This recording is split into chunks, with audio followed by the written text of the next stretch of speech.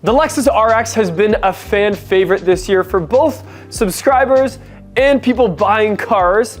So in today's video, I'm gonna go over every iteration of the Lexus RX that we've ever filmed, as well as go over all the details. So let me know in the comments below which feature, spec, or color of the RX was your favorite.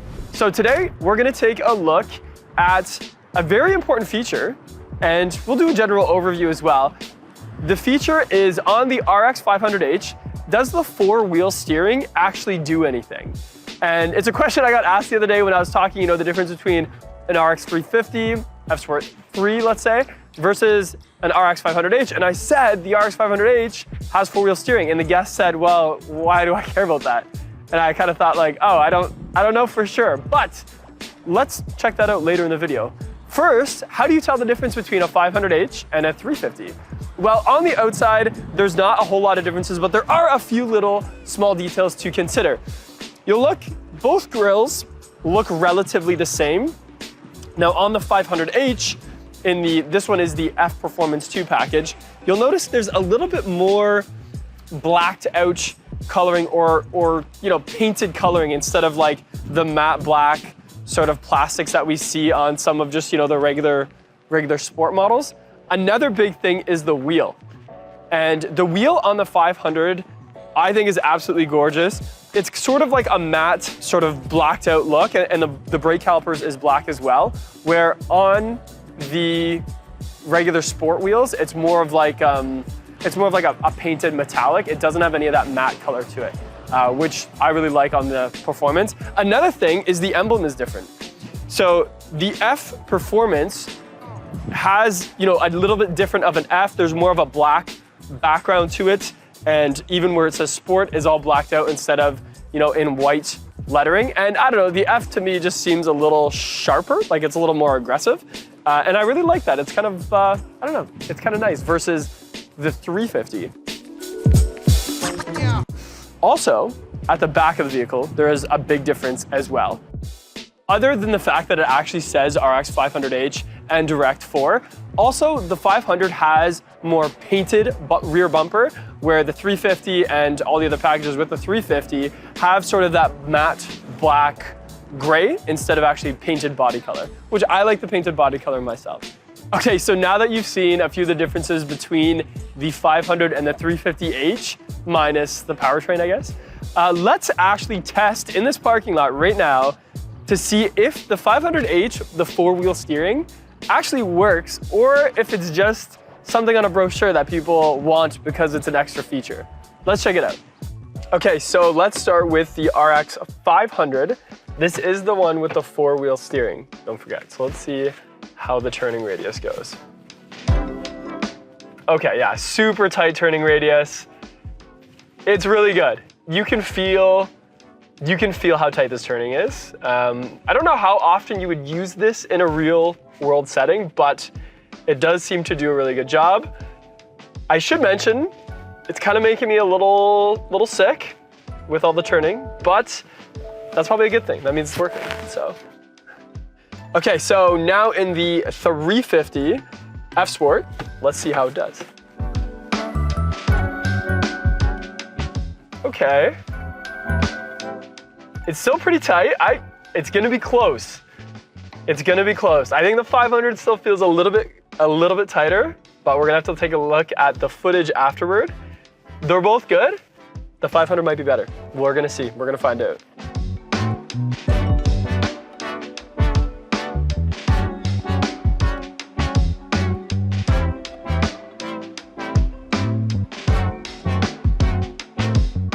Okay, so the 500h was definitely the clear winner for being able to do a sharp turn in a parking lot, which it even felt better and tighter. And then when taking a look at the footage, it was definitely a win. But let's see if it's a big enough difference on the street. The handling, the power, the smoothness. Let's see if there's a big enough difference between the two to make it worth the big price tag of the 500h. Okay, so now that we saw how these vehicles performed in a parking lot, let's check them out on the actual street. So right now we're in the 500-ish F Performance 2. And let's see how it does in the city. Already, it's very noticeable how smooth this powertrain is. It is a hybrid powertrain, don't forget. And it's a 6-speed transmission with a 2.4 liter V6, or sorry, a 2.4 liter 4-cylinder, not a V6, and mated with the hybrid powertrain and a turbocharger. So it's kind of the best of both worlds. The real test is going to be on the highway, or getting on the highway. But already, one of the things I love about any RX, any of the new RXs, is a few things, but one of them is the proactive driving assist. So even as I came up to traffic right there, I could feel the car starting to brake, and it actually tells me on my screen that it's starting to brake, which is really nice. I think that's a really cool step towards autonomous driving. And yeah, I just love it, that's all. If you were to just let someone drive this and you didn't tell them about that proactive driving assist, you might freak them out because they're gonna think that the car is trying to kill them or stop or whatever. But really, it's just an extra safety bubble, which I've always thought was really great. So, definitely use it. Keep that feature on, it's cool. Okay, let's get on the highway here and see what this puppy can do. Here we go. Oh yeah. So right away, that powertrain absolutely rips. Up to 100 from 40. I had to slow down because of the car in front of me. But it definitely gets you there. It's cool because you can feel the hybrid at the low end, get you that instant torque, and then that turbocharger kicks in and just continues the power. Instead of usually a hybrid sort of tapers off as you rev it, but this, it's the best of both worlds. And the fact that it's a 6-speed, it's geared nicely because of that, which I really like. And I think for spirited driving, I'm just gonna use the paddles right now to see how they feel. For spirited driving, being able to hold those gears a little bit longer and not have 1,000 shift changes. And it's definitely not favoring for fuel economy, we should say that. But overall, it works well. I like it, I like the 500. Okay, coming up through an intersection, I can feel the gas motor did kick off. So right now we're mostly EV mode, which is nice.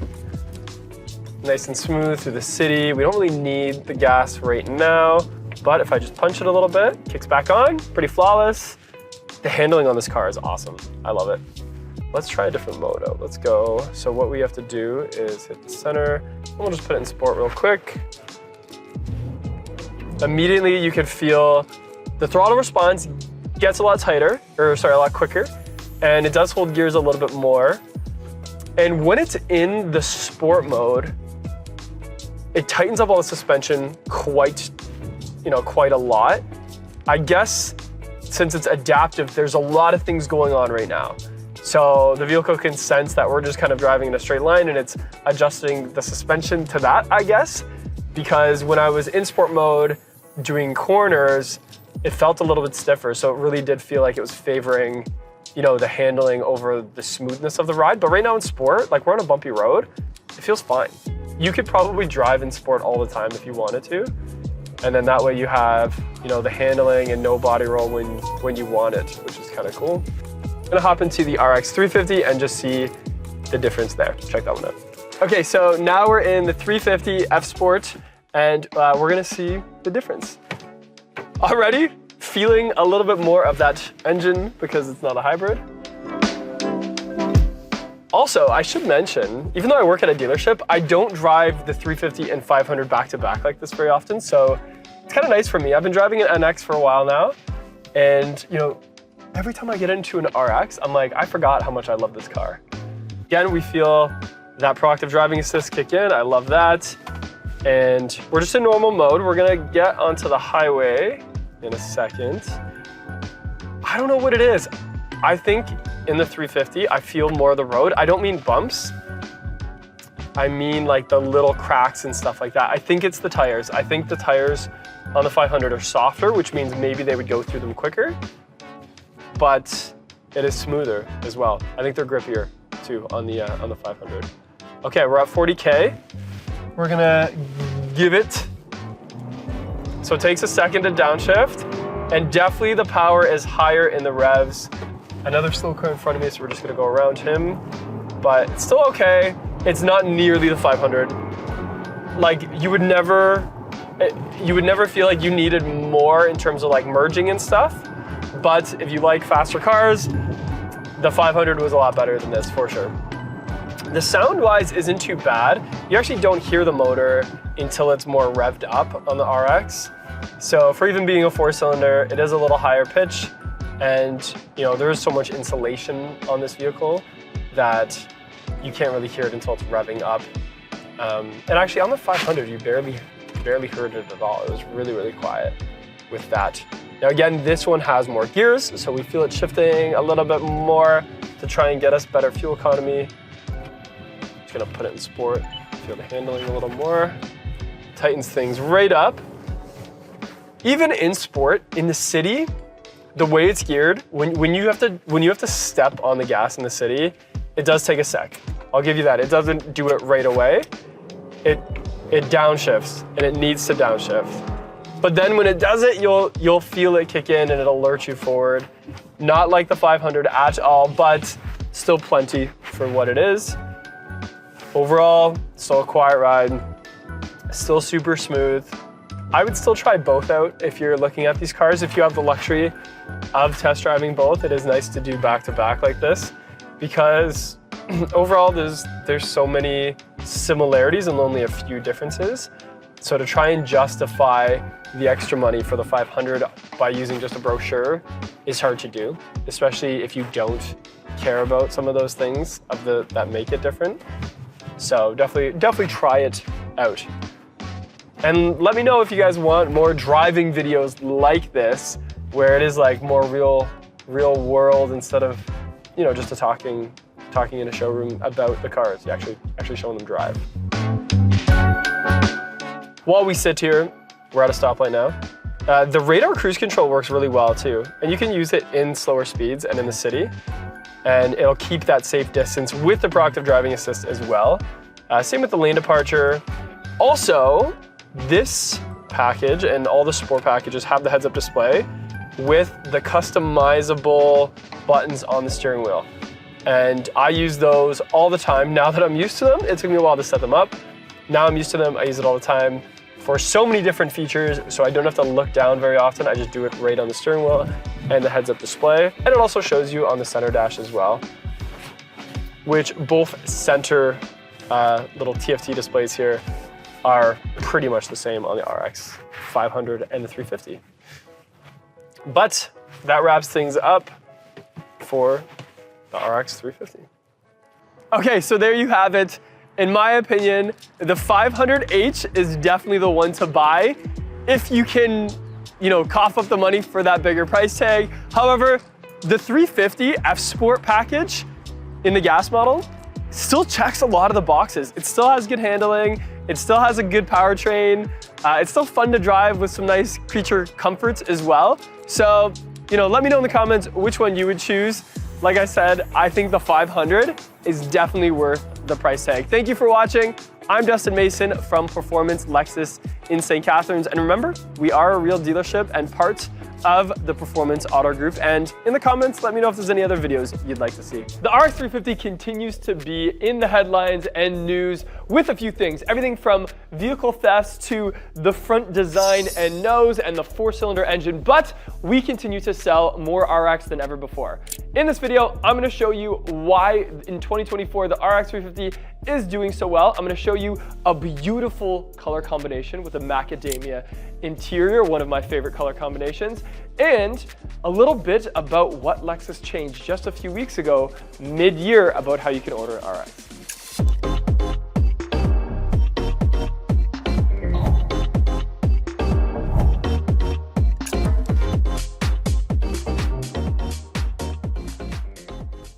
So as we get into some of the design language, this is the pearl white color, and I think it complements a few features of the exterior very well.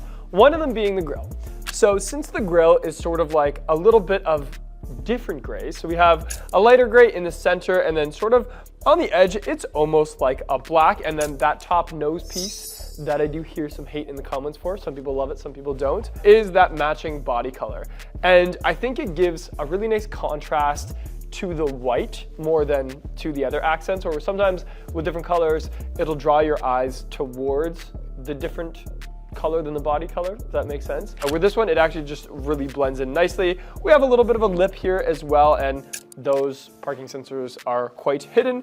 There is a fog light and a turning light that not a lot of people realize when they're test driving these cars, especially in the summer months when usually you're test driving them in the daytime. But we have a fog light that you can turn on and off, and then that turning light, when your wheel or signal is on too much of an angle, I guess, or like, you know, engaged, you'll see that light up the curb, which is really good too.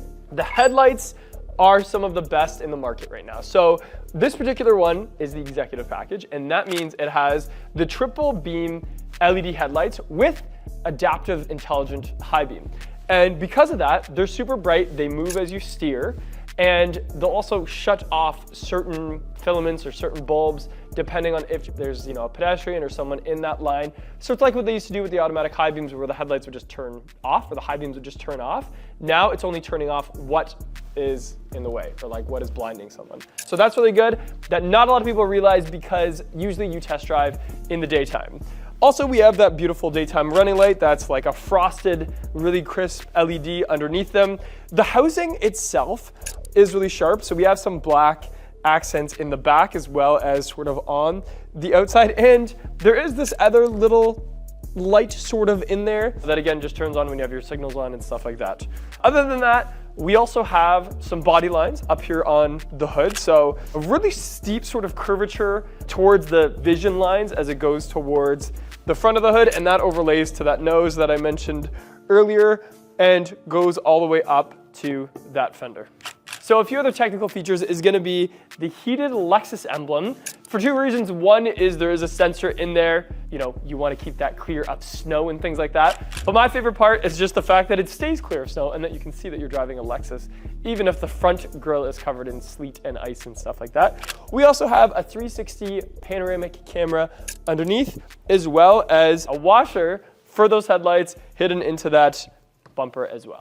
Going to the side profile and continuing on with some nice contrast is this 21-inch alloy wheel with a Bridgestone Sport All Season attached to it.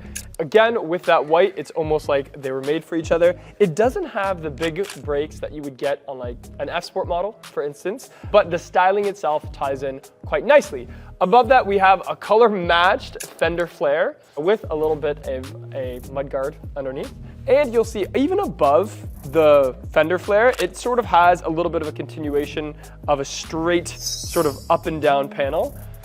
However, if you just look at the side of the RX, usually I have the windows rolled up, but because this beautiful macadamia nut interior is so beautiful, I wanted to really show off that white on macadamia. And we'll see that we have a little bit of black accents. So the B pillar, for instance, is like a piano black. Same with this little triangle here on the C pillar, and then that glass that sort of flows to the back. The handles also have some black on the top and bottom, and they are the electronic latch handles that I've had the chance of getting to know over the last couple years on both the NX and RX, and I do love them. There was some earlier models that were built that in a very humid but cold area, they could freeze a little bit, but Lexus fixed that right away, and anything built as of recent has, you know, been away with that, and most of them got fixed actually too. On the inside, we have that, again, electronic door latch handle, so when you go to leave the vehicle, you just depress your thumb and sort of open up, and it does it in one motion, and I absolutely love that. We also have some chrome, so a little bit of chrome on that mirror cap and around those door panels. You'll also see that when you open up the panoramic roof, it does go upwards because it's panoramic, so there's nowhere for it to go inside the vehicle. So when you have it parked, and if that is up, you will see it a little bit. It doesn't actually create too much wind noise though, so that's really good. On the bottom of the doors, we have some black plastic and a little bit of a sweeping body style. You probably wouldn't notice that body styling unless you get up really close, and then when you feel it, you're like, oh, that actually has some volume to it. So really good design there. On the silvers, I say you would see that more often.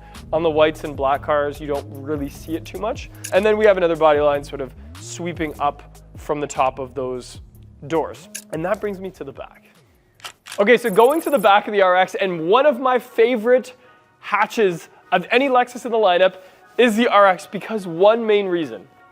The wiper is hidden up underneath this visor. It's absolutely genius. It stays out of the way until when you need it, then it comes flying down. Every Lexus should have that. Every car should have that. Current car should have that. You should have that. And it's a really great design. So thank you, Lexus, for doing such a good job with that. Otherwise, we have the new LEXUS logo underlined by that beautiful taillight that goes from one side to the other. At nighttime, it looks really sharp, especially in like a white or black car in the dark. You can just really see that stick out. And I think it's really, really cool. We also have another little secret design language here, where on the side of the taillight, it kind of has that little L shape or Lexus sort of signature that wraps around a little bit three-dimensional. In fact, when you get up to the RX, whether it's the headlights or taillights, they do look really three-dimensional. They've done a really good job with that. Underneath that, we have the RX 350 all-wheel drive. We have a bit of that body-matched coloring at the top of the bumper, and then it goes into some different grays and blacks. So this piece right here above the gray is like that textured, durable plastic, and then an actual painted gray, and then more of that durable plastic underneath. This being the executive, there really isn't any rear diffuser underneath like the sport packages would have. It is really just flat, and they really tuck that exhaust up underneath. That's a design language we've seen over the last couple of years. As soon as EVs started to become a big player in the marketplace, brands like Lexus didn't want their cars to look super outdated come 5 years from now when they're on the road and when everything is electric or more things are electric and hybrid. They didn't want, Lexus to have this smokestack coming out of the rear of the vehicle. So really good job there for some future proofing. And I think with that said, we should take a look at that trunk space.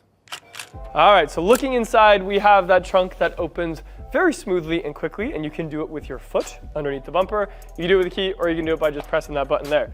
Inside, we have the summer floor mats, which I'm just gonna move out of the way because the winter ones are in it right now. We have this very nifty net that to open up, you're just gonna unzip, and then it sort of is folded nicely like a parachute. Inside there, you just take that hook, sort of hook it to the top of each side. So now we'll have a space to put any loose items. And that's really important in any type of hatchback or SUV because we've all been there where we put something in our trunk and then you take a corner and you hear it, rummaging around in the back. And no one wants to come into their trunk and have a broken bottle of wine from Niagara wineries back there, for instance. So putting your wine or other breakable items into this net is really handy, and since it folds up so nicely, it doesn't take up any space. I don't think anybody ever really puts these in their garage like they would perhaps the tonneau cover, but it does fold up back in its original shape, and then you can just run that zipper from one side to the other, tuck it all in, and Bob's your uncle, it's back together. Above that, we have the tonneau cover. So it just slides and clicks in, and it is a different design from previous generations. And to release it, you just sort of lift up on it as well. And even the little mechanism is a little bit different. A lot of people do take that out and move it out of the way and forget about it. I do get that because if you have something tall, you might want it out of the way, but to each their own. Also back here, we have a couple switches to the left for power folding seats up and down, and they're individually for left and right. We also have the little grocery hook beside that, and you can hook any type of grocery bag, and also a 12-volt cigarette lighter style adapter. So that's really good for coolers and stuff like that if you need to plug in any type of lifestyle accessories. Now underneath, we have a little bit more space. So if you unhook your net and sort of roll that carpet up a little bit, there's a little handle here. It's all black and it's spring-loaded. That is important to note. And when you lift it up, we have a bunch of stuff. We have a full-size spare tire. And sometimes people in the comments say, that's not a full size, it's still like a temporary tire. It is a temporary tire, but it's not like the donut tiny one that, you can only go 5 kilometers an hour. I think this one is rated for perhaps 80 kilometers an hour. Probably I wouldn't do that for very long, but it is enough to get you and your family to a repair. We also have the medic kit as well as some user manuals and stuff like that. Lexus was starting to go away from the user manual thing when the previous NX came out. So back in, I think 19 or 20 for the refresh, where everything was from the screen, and then we're sort of back to the books. People did like that. There is this big cavity here where I have these books right now. They are Velcro, so sometimes people just stick them in different areas of the trunk, but I figured why not take as much use of the space as we can. And we also have some tools sort of follow further back there, as well as a jack. Again, very easy to get to if ever an emergency, but Lexus comes with roadside when they're new for the first couple of years, 4 years actually. So I don't think most of our owners use those things, but if you're ever in a pinch, it is there. Now there is another secret feature, and I'm just gonna see if I can show it on camera. I may not be able to, but there is a way to be able to prop open that gas door if needed to in an emergency. I'm not gonna be able to show you that today. If you wanna see it, let me know in the comments, and perhaps I can do that on another video. Okay, so something I've never done on camera before is use the kick sensor. So all you gotta do is walk up, put your foot in, put your foot out, and it'll open up. A lot of times people will try to like swipe their leg. That should work too. Or that put your right foot in, put your right foot out. That'll also open it. You can also close it that way by just putting it underneath there. Again, you just gotta make sure you have the key with you. You have to make sure all the doors are shut, because if they're open just a little bit, it might prevent it. And also you have to make sure that the vehicle hasn't already been unlocked and opened up, because then the car gets confused. It thinks maybe a cat ran underneath. You don't want that. The best way is to do it just as you approach. So if your key was in your pocket and you're walking up to the car with your hands full for that first time, using that kick to open it up is very handy, and you'll get used to it. Just don't do it when you're on ice or something like that, because then you'll slip. You only have one foot on the ground. Be careful, be safe out there, people. So sitting in the 24 RX, as I mentioned, the macadamia nut interior is an absolute dream. And this is the executive package, so we have a lot of executive features here. Design-wise, so the macadamia interior, it's almost like, I would say warm white is the best way to describe it. We have these seats that have ultra suede inserts, sort of on the sides and upper shoulders, as well as the outsides of your legs. And it's one of the most comfortable seats in the lineup right now. It doesn't have as much going on as like the F-Sport seats, and I'm used to driving an F-Sport RX right now, and I do really like these executive seats. One particular feature blows my mind with how much it makes a difference for being a tall guy, and that is the under thigh support. I call it under leg support, but essentially you can extend this part of the seat out by quite a bit. In fact, I can actually reach it here and show you. So I would say it must come out like, I don't know, 10 inches or something like that. And being tall, it's really nice on those long drives to have a little bit of support underneath your knees, and it just helps with fatigue and stuff like that. So I really like that. I always have it pretty much cranked the whole way. Also, we do have some nice ultra suede on the sides of the headrest, which is kind of cool. The rest of it is perforated leather. They're heated and cooled, and the heated seat in particular heats up very quickly. So I usually like to keep it on 3, and lately I've been turning it down to like 1 because of how quickly it heats up. Also in the executive package, we have 4-way lumbar support. So if you know lumbar support usually just sort of pushes on your lower back in one area, one predetermined area, but everybody's different and wants that type of pressure in different areas. So what you can do is raise that up to like the middle of your back instead of just the lower back. So that's a really nice feature if you're someone that has any type of back problems. Having that 4-way lumbar support is a really big deal. And you can save that in your settings as well for your memory seats. Which, speaking of memory seats, it does have 3 different memory seat sort of functions. So you can set your steering wheel, your side view mirrors, as well as your seat, all from 1, 2, and 3. I like it because even when I'm sharing a car with someone, I'll have me as number 1, the other person is number 2, and then number 3 is me again, but in a different configuration. So instead of being my, white knuckle Toronto traffic type mode, number 3 can be sort of my relaxed, long trip mode where my whole posture and everything is just a little bit more laid back. I guess that's the chill Dustin. So one of them is no chill Dustin, number 3 is chill Dustin. Maybe that's what I do. Let me know if that's what you do too. So we do have some brown accents. So the leather here is sort of like a dark chocolatey brown. Same with on the door panels and a few other places. The wood accents is like a matte, it's not bamboo, it's a little bit darker than bamboo. And that's on the steering wheel as well as in the center, and also a little bit on the dash. And it's not just an exact, you know, replica of everything. Like every panel sort of has its own design to it.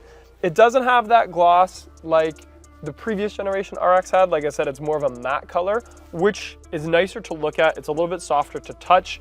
It hides the fingerprints a little bit, which is important. And that reminds me, there's more Ultra Suede on that dashboard, up on that one panel that just sort of like, it's like an overlap panel. And actually the ambient lighting lights that up. So again, creates that really warm and welcoming, calming type RX interior. And when you're sitting in the RX, that's what you feel, is that it is very spacious, especially when compared to an NX.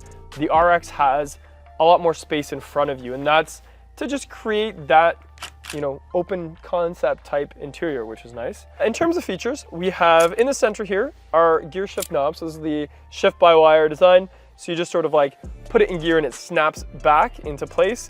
The park is the P, so you just press P for park. We have a brake hold, so if you've never used a brake hold before, the nice thing about that is if you're in traffic or at the drive-thru at Starbucks like I am, I can hit brake hold, let go of the brake, and give my leg a little bit of a rest. And then when I want to move forward, I just hit the gas and it moves me again. We also have traction control off. You're never really going to use that too often unless you're stuck in a snowbank or a mud bank, depending where you live. And that just turns off that traction control, gives you all more power to the wheels, but sacrifices things like stability, etc. Then we have a couple different drive mode selectors there. So again, there's like a mud and snow mode, etc. We have a quick hard button to be able to override the auto off feature. So if you don't know what the auto off feature is, it's when you're at a red light and conditions are proper. Even though this is a gas vehicle, not a hybrid, it'll shut off that gas engine. Everything else will stay running, your HVAC, your screens, all that stuff.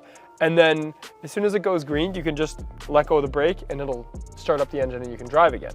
Now, it does give a little bit of people anxiety because technically there is a little bit of a delay there. So if you were in a situation where you needed to accelerate really quick from a stop, if that engine just shut off, it takes like a split second for it to turn back on. Once you get used to it, it's not bad. You'll notice when I'm driving, I'll sort of like anticipate that green light. So if I'm there at the red and the car has shut off, I'll just twitch that brake a little bit and that tells the car to turn back on. So a little funny, or you can just override it with that button there.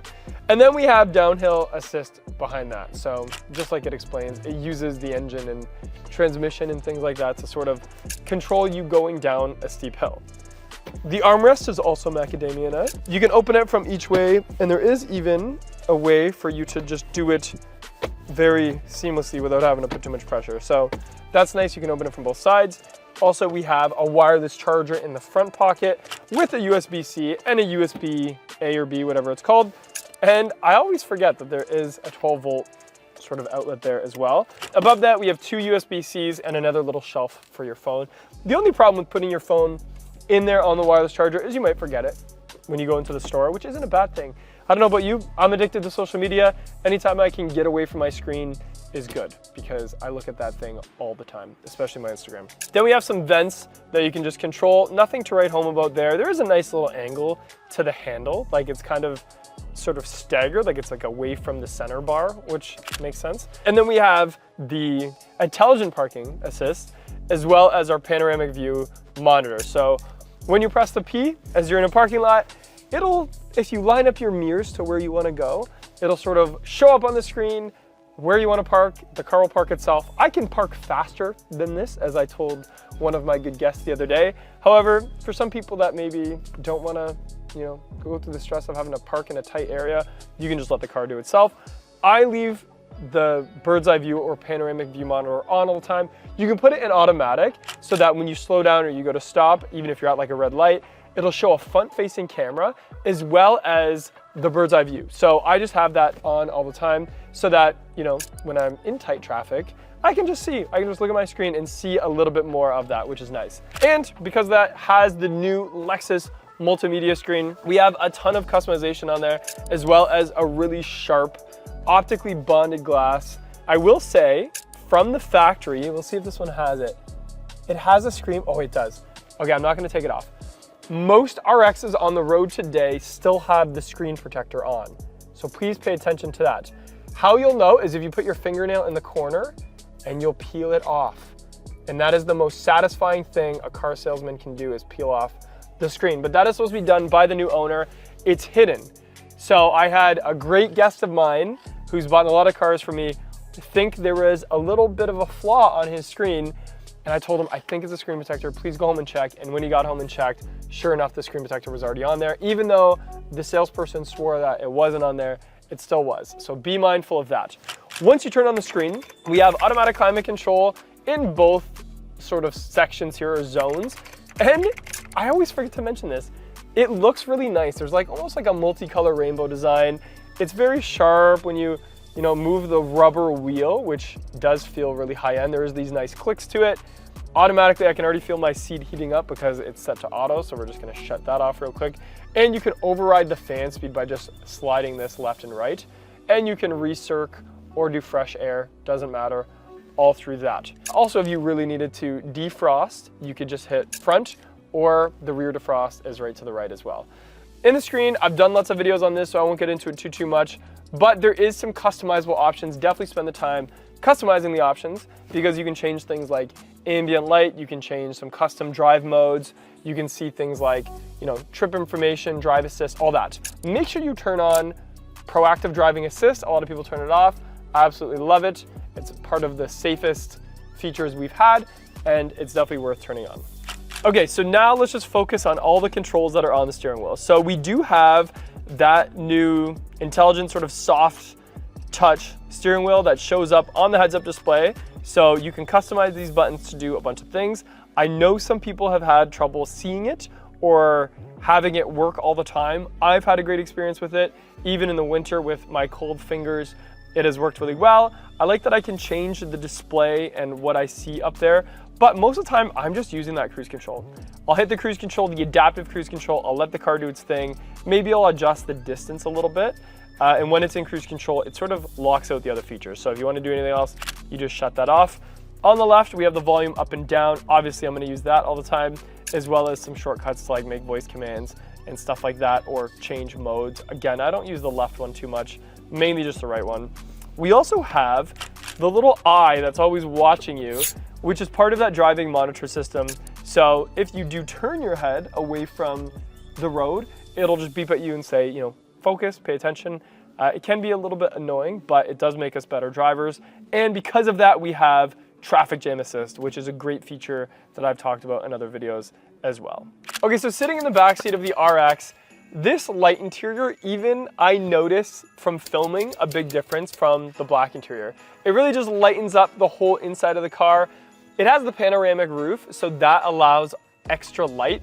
And the headliner is a very soft white as well. In fact, it matches the macadamia quite nicely. I think it's a different headliner from all the other interiors from what I can tell. So back here, we have some very comfortable seats. It is perforated leather because it is heated and cooled. So we have heated and cooled seats back here. We have some USB-Cs, not wireless charging. We have this armrest that comes down, and that has a brown insert for the cup holders. That's pretty standard issue. And a little spot for, I don't know, your phone or something. Just don't forget it and fold it up into the seat. We also have some ultra suede on the door as well as the seats themselves. And it is a really nice, comfortable feeling when you're sitting on the ultra suede trim seats. It's just a little bit extra comfort. It's like a really soft blanket. And that's what I think this whole interior is about, is soft. It's like a hug. Also, because it's executive, we have the curtains that go up. Now, usually with the window, it's a little bit easier to click in. I struggled a little bit there because the window is down, but that is a nice little hater blocker, as I call it. But mostly just to cut that light, the sunlight, especially if you have kids back here in a child seat, to be able to get that UV rays away from their face is nice. And then we have the electronic door latch on the door, a little Mark Levinson emblem on the speaker grill because this package has Mark Levinson, which is great. And overall, just a really comfortable design. It is a power reclining seat too, by the way. I always forget to mention that in videos. But yeah, it does power recline. So you can recline it quite a lot and have overall a very nice experience back here. Okay, before we wrap up the video and I go over what's changed, I want to show you under the hood. So under the hood, we have our 4-cylinder turbo engine that we've seen in the TX, the NX 350, as well as the RX. And under here, we have a whole lot going on. Depending on the configuration, we have either the battery in the front or in the back for the hybrid. We have this turbo emblem here with the Lexus emblem on top, and the turbo is tucked nicely on the back of the engine, so you can't really see it at all. We do have an insulated hood. I would say the TX might be a little more insulated, but I'm not sure. That might just be my opinion. And considering it's a Lexus, like when you look at things like the LS or the LC, where everything is covered, we can actually see a lot of components here, which is a good thing for mechanics because they like to be able to check on things. Overall, it's been quite well. That new engine is going to be sort of a big step in future vehicles moving forward. And I know a lot of people say, well, it's a 4-cylinder, is this vehicle too big? I've been driving the RX for about a year now, and right now I'm driving a 2024 F Sport, and I don't know if this is official, but I was driving a 2023 before, and they didn't say anything changed, but the 2024 feels better in my opinion. Because of its lightweight and low center of gravity, I find the handling, especially when I'm going through traffic, is really accurate and nimble and athletic, and the turbo is punchy.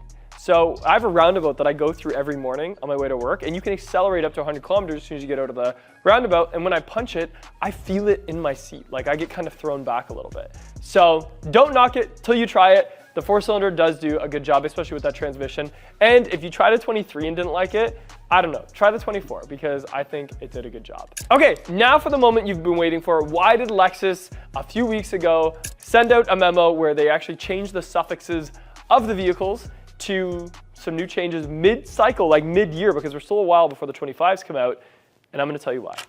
So, we have a digital key that's been added to the Luxury and F Sport Series 2 packages. Don't know why they did that mid-year, but that means anything built after, I think, February 27th or something like that, is gonna have a digital key come with it from the factory.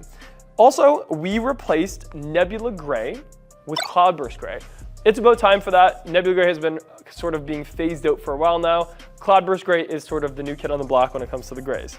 We also added Eminent White Pearl and Cloudburst Gray to the birch interior on the Ultra Luxury. We have Nori Green Pearl to Macadamia interior on the Executive. So in this package, with this interior, you can now get the Nori Green Pearl, which I spoke to someone about today, and they said that's the only way they would buy an RX is in the Nori Green. We also have a red interior to the Grecian Water on F Sport Series 3, so that's a big deal. The Grecian Water is that light color powder blue, so having the red interior is gonna be a really cool contrast. I think that's gonna be really cool. We did remove some things as well. So Lexus removed the Palomino interior on premium grade, so you can't get that interior on the base model anymore. Birch interior on luxury grade is now gone. And macadamia on luxury and ultra luxury grade, so this interior on both of those grades. Nightfall mica is gone from all the F Sport grades. It's too bad. I love Nightfall mica. I don't think it suited the F Sport as well as some of the other colors, but I did like that. And Nightfall mica and Grecian Water are removed on the F Sport Series 1, so same with the Grecian Water. Because of that, production ended February 29th on the previous sort of builds, and starting March 1st with those new suffixes. So there you have it. That is what's changed mid-cycle on the RX, but there wasn't any price change or anything like that. I'm gonna go over every button on the RX 350 with my trusty gimbal and smartphone.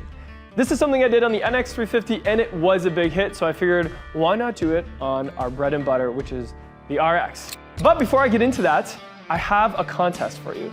I'm gonna do a giveaway for some Lexus swag for a few people, maybe we'll do 3, who can find me on Instagram and comment on one of my photos, RX 350. I'm Dustin Mason from Performance Lexus in St. Catharines. Make sure you hit like and subscribe for more Lexus related content. Okay, so as you can see today, I have a beautiful copper crest RX 350 in the showroom. And this one is the luxury package. So it's not gonna have every bell and whistle and button, but for the most part, it'll be able to give us an idea. First things first is let's look at the front end.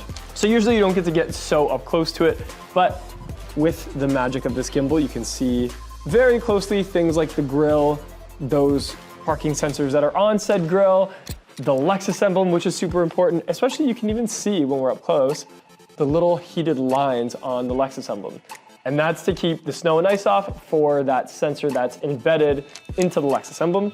The headlights themselves on this package are the single LED headlight. I do want to do a comparison video of the triple beam LED headlight one of these days, maybe at nighttime, to compare the two. But in terms of exterior, those are sort of the main differences between some of those higher models. And then we have that daytime running light sort of strewn across. From there, we have some venting here on the side of the bumper as well. For the most part, it's just for looks. There isn't any washer for the headlights on this RX, but we do have those nice 21-inch wheels. And I think Lexus did a really good job of these wheels. Ooh, that looks really good, just the way I'm sort of showing it right now. It gives you a really good indication of the two-tone that it has, which sometimes can be kind of hard to see on the internet, is the two-tone. The S-Sport package has a bigger brake kit behind that wheel. This was just a smaller brake kit. So I think it's really important for people when they're looking at aftermarket tire and rims that the sport models, it's definitely a different setup down there. So coming right down the center, we're gonna find the little lever. So it's kind of lined up right with that Lexus emblem, I would say. And we're gonna lift up. And what you'll see, that's the lever right there. So really, really easy to find and open up. Here is the engine. So on the RX 350, it is a similar, or pretty much the same, engine and powertrain to the NX 350. And we can see that it is the turbocharged 4-cylinder. We have that little Lexus emblem here. It's not as covered over as things like the LS or LX. I find we have a little bit of cooling here at the top. I'm pretty sure that that's not just for looks. And then everything else is pretty much open. So you can see some of our canisters, things like the windshield wiper, the coolant, etc. There is a relay and fuse box over to the left. And then also over to the right, we have our battery. Now in the showroom, we do put little trickle chargers on our battery because we find they die a lot because we're constantly opening and closing the doors, running the radio. So at nighttime, we always close it in. I'm pretty sure this little box here is to help generate sound for that intake. I'm not a scientist, but I'm pretty sure that's what it does. Oh, and then up here, we just have some material, some sound deadening, etc., etc. But that is what it looks like underneath the hood of your RX 350. Oh, and you can see some heat shielding here because the turbo is back there. So turbos generate heat, people, and that's why we need extra cooling for said heat. As we approach the RX 350, we want to talk about the handle. As you just press on the dimple, that's what I call it, you'll hear that beep, and you'll even see it on the mirror like that. And if we had it set up where the mirrors would fold in, those mirrors would fold in when we lock it. That's always a good idea because then when you're looking at your driveway, you can tell if your car's unlocked from far away, if the mirrors are in or not. And then to unlock it, we just put our hand inside and you can already hear that beep. To actually open the door, there's like a little pad in there that we're just gonna apply pressure to. And the door will sort of kind of come out a little bit at the same time. So that's that electronic door latch. And you can kind of hear it when I go like this. So you can hear it. It doesn't take much pressure. It's just a little bit. If we needed to get in here and the car was dead, because obviously that's an electronic door handle, there is a method to do that. So we would just pop off this little flap here, and it is tricky because it kind of comes off the opposite way you would expect it to. A lot of people will try and pry it that way. You sort of just pop it up and the clip will unclip halfway, and then you grab it and you sort of just pull it towards you and out instead of to the back of the vehicle. Once you do that, then you get the key in there, you can unlock it, but then you use this little handle here. It's like the bottom trim of the handle. It's actually a lever, and it takes a lot of pressure to actually use, and it only activates on two reasons. One would be if the car died, so if there's no power going to the doors, and two would be if we used that key in there to unlock it, then it would know that we're trying to do that. So it is a little bit tricky. So let's look inside. But before I get too in-depth inside, I see something that is too tempting to not do anything about, and that is this piece of plastic. I know this is a dealership car, but I just wanna Amazing. There's something about that. It's like when you get a fresh TV or a new TV and you can pull off that screen protector. That's exactly what I feel like. Okay, so taking a look at the inside of the door, there's a few things to go over. So one of them is the electronic door handle from the inside, which is really important because this is actually my favorite part of the electronic door latch system, is this door handle right here. So to use it, you simply just rest your hand on the rest of the handle and just apply pressure to that door handle. You can actually hear it, you can hear it click. Now, a lot of times people will just press it and not apply any like pressure from their arm to open up the door.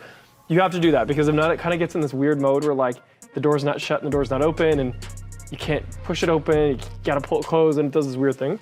Or if there is a dead battery, how you access it is you pull it this way.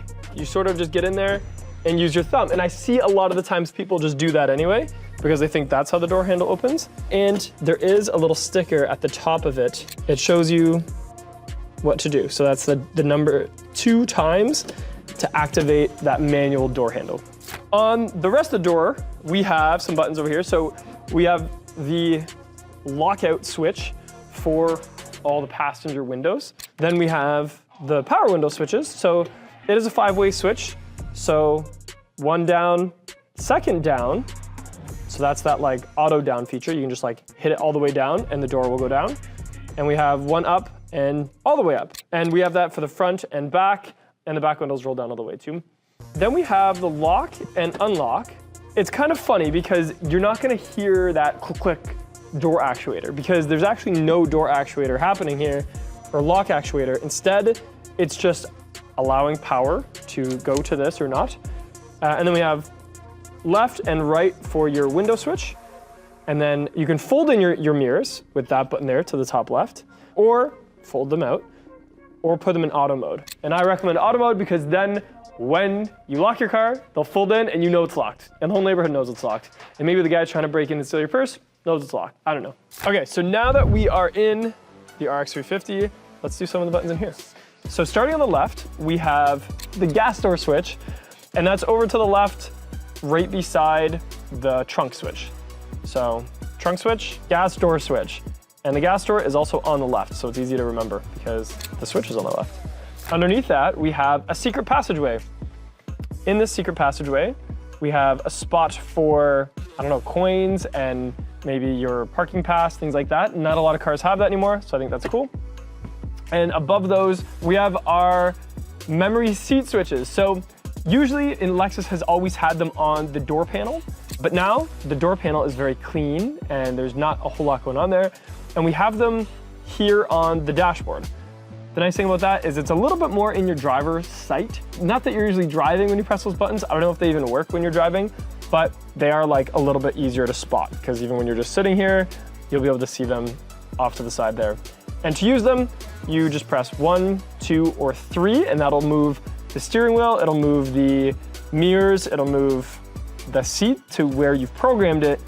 And how you program it is I usually just hold 1 button on the set and then the 2nd finger on 1, 2, or 3.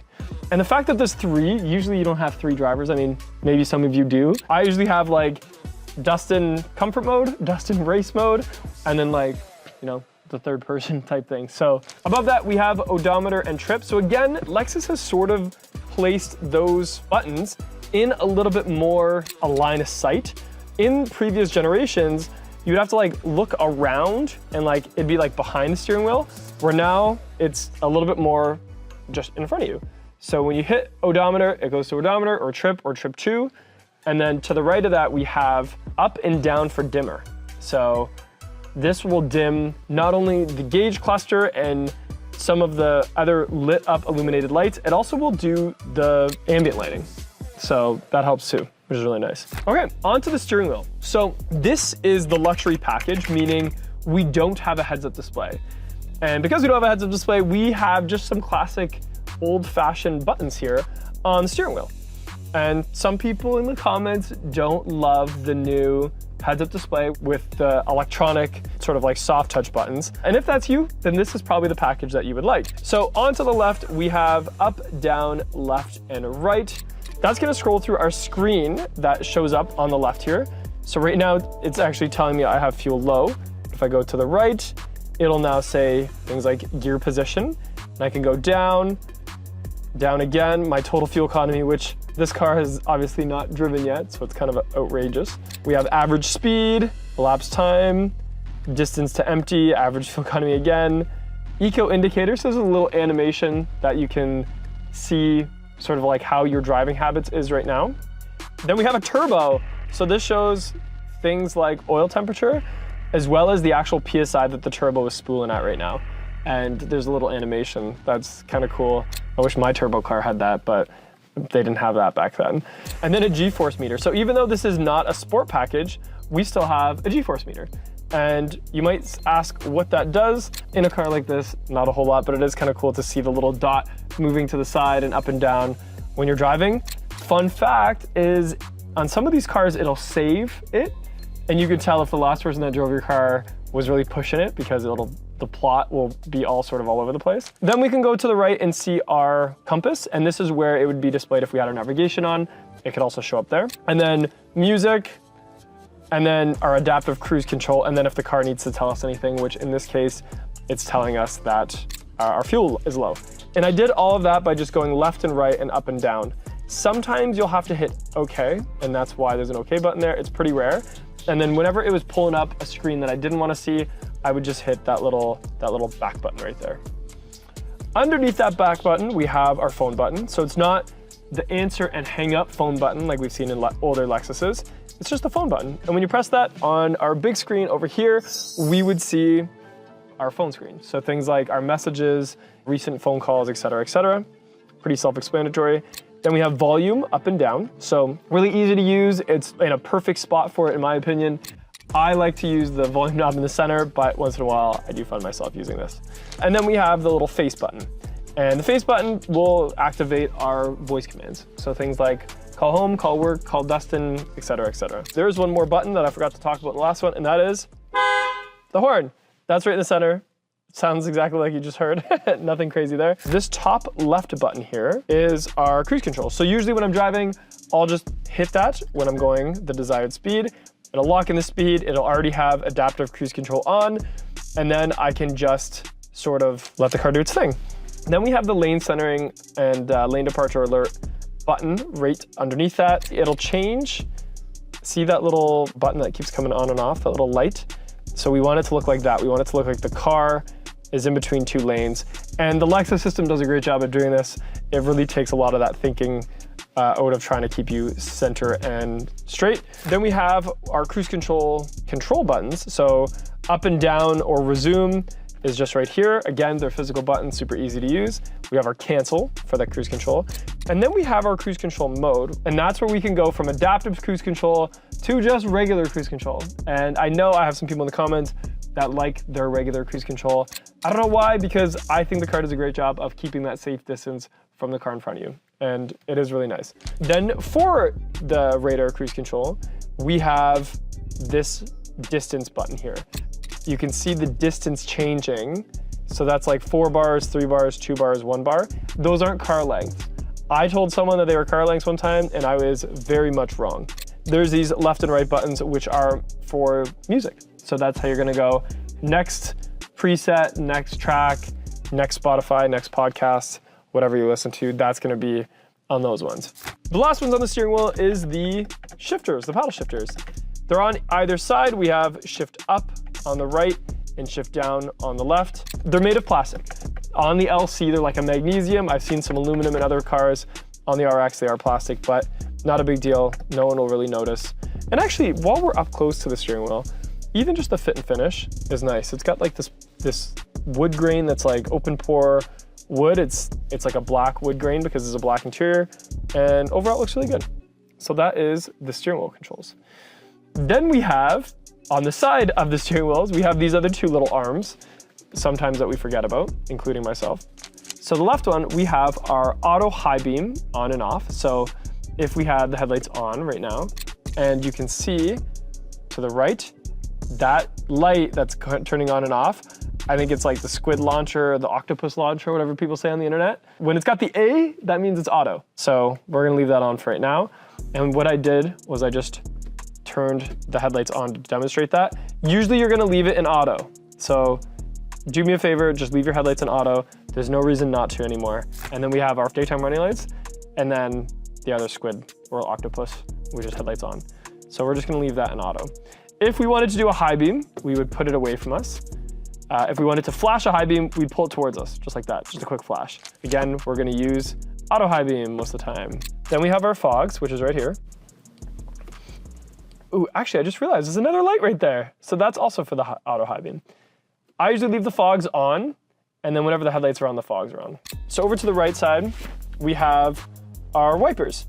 So this wiper here is the rear one. So the outer collar is for your rear wiper. You can see it kind of going back and forth up there. So that's rear wiper. I do use that, especially in the snow time. It is not automatic. Then we have this other little collar here, or whatever you want to call it. And this is a way to sort of fine tune your wipers. So it's either doing the intermittent or it's adjusting the sensitivity of the rain sensing. And I would recommend just leaving it in rain sensing. And how to do that, when you're just normally here, if you go up, it'll just swipe one time. If you go down one from the rest, that's auto. And you can see it on the diagram there. So one down from the resting spot is auto. And then whenever water hits it, it'll activate. Then we have one more down from there, which is just your regular wipers. It's just kind of going in a regular way. And if we go twice, it'll be as fast as possible, which I don't know, I feel like I've seen it go faster than that. And then if you pulled it towards you, it'll shoot water at the windshield. And if you push it away from you, it'll shoot water at the rear wiper, which I'm not gonna do right now because it'll make a mess of the showroom. A lot of people forget that if you push it away from you, it does the rear wiper. And on some Lexus cars, it even does the rear camera when you push it away from you. So that's a little life hack. That's a little dusty tip for you guys. Okay, so now that we're sitting here, let's continue on to the right, and what better spot than the center console. So in the center console, we have a few more buttons here. We have traction control off. A lot of times people say, well, what situation would you turn your traction control off? You would have to be stuck in a snowbank or something and really need all that power to go to the wheels. I've never been in that situation in an RX. That's a lie. I have been in a situation like that in an RX. And I turned traction control off to get all my power to the wheels. I think when I did it, it was like desperate times, desperate measures. I hope you don't have to use that. Then we have our terrain select. Ooh, I'm gonna turn back on the car for this. So this is just, again, one more assist. It kind of makes it in, I don't know, off-road terrain mode, kind of. And you can see the little green light that's flashing right now. So that's me pressing that button on and off. Then we have our parking brake. So it is an auto parking brake, and you can hear it. And you press it down and pull it up with your foot on the brake, and it'll tell you what it's doing.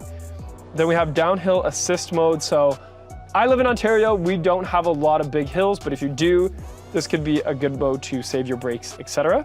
And then we have the auto off button, double off, 2 offs. So that's that feature that a lot of new cars have, that when you're at a stoplight, even though it's not a hybrid, and you hear that gas engine kick off, you can override that and have it so it doesn't do that. I got really used to that over the last couple of years. I barely notice when the car does it anymore. However, there has been a couple times early on that it really tripped me out and I didn't love it. So you can override that every time you get in the car, but it doesn't save it. You have to do that every time. Then we have the shifter. So to put it in park, and this is really important. I hope everybody's listening to this part because we get a lot of confusion with the shifter. Press park to get into park. So you just press that P. To put it into reverse, for instance, you're gonna grab that shifter, go over to the left and up, just like that. And then it snaps back. Then drive is over to the left and down, and then it snaps back. It's not gonna let us do drive right now. Then if we want it to be manual mode, we would just hit down on it. So not going over at all. So pretty easy. It is really quick to do, I would say. That is one of the coolest things about it, is it makes it super quick. Obviously that is a huge benefit, because when you're going to park really quick, put it in gear, park, without having to do a whole lot of work, which is great. Little hidden button is this push right here. So that's a big difference between the NX and the RX, is this one.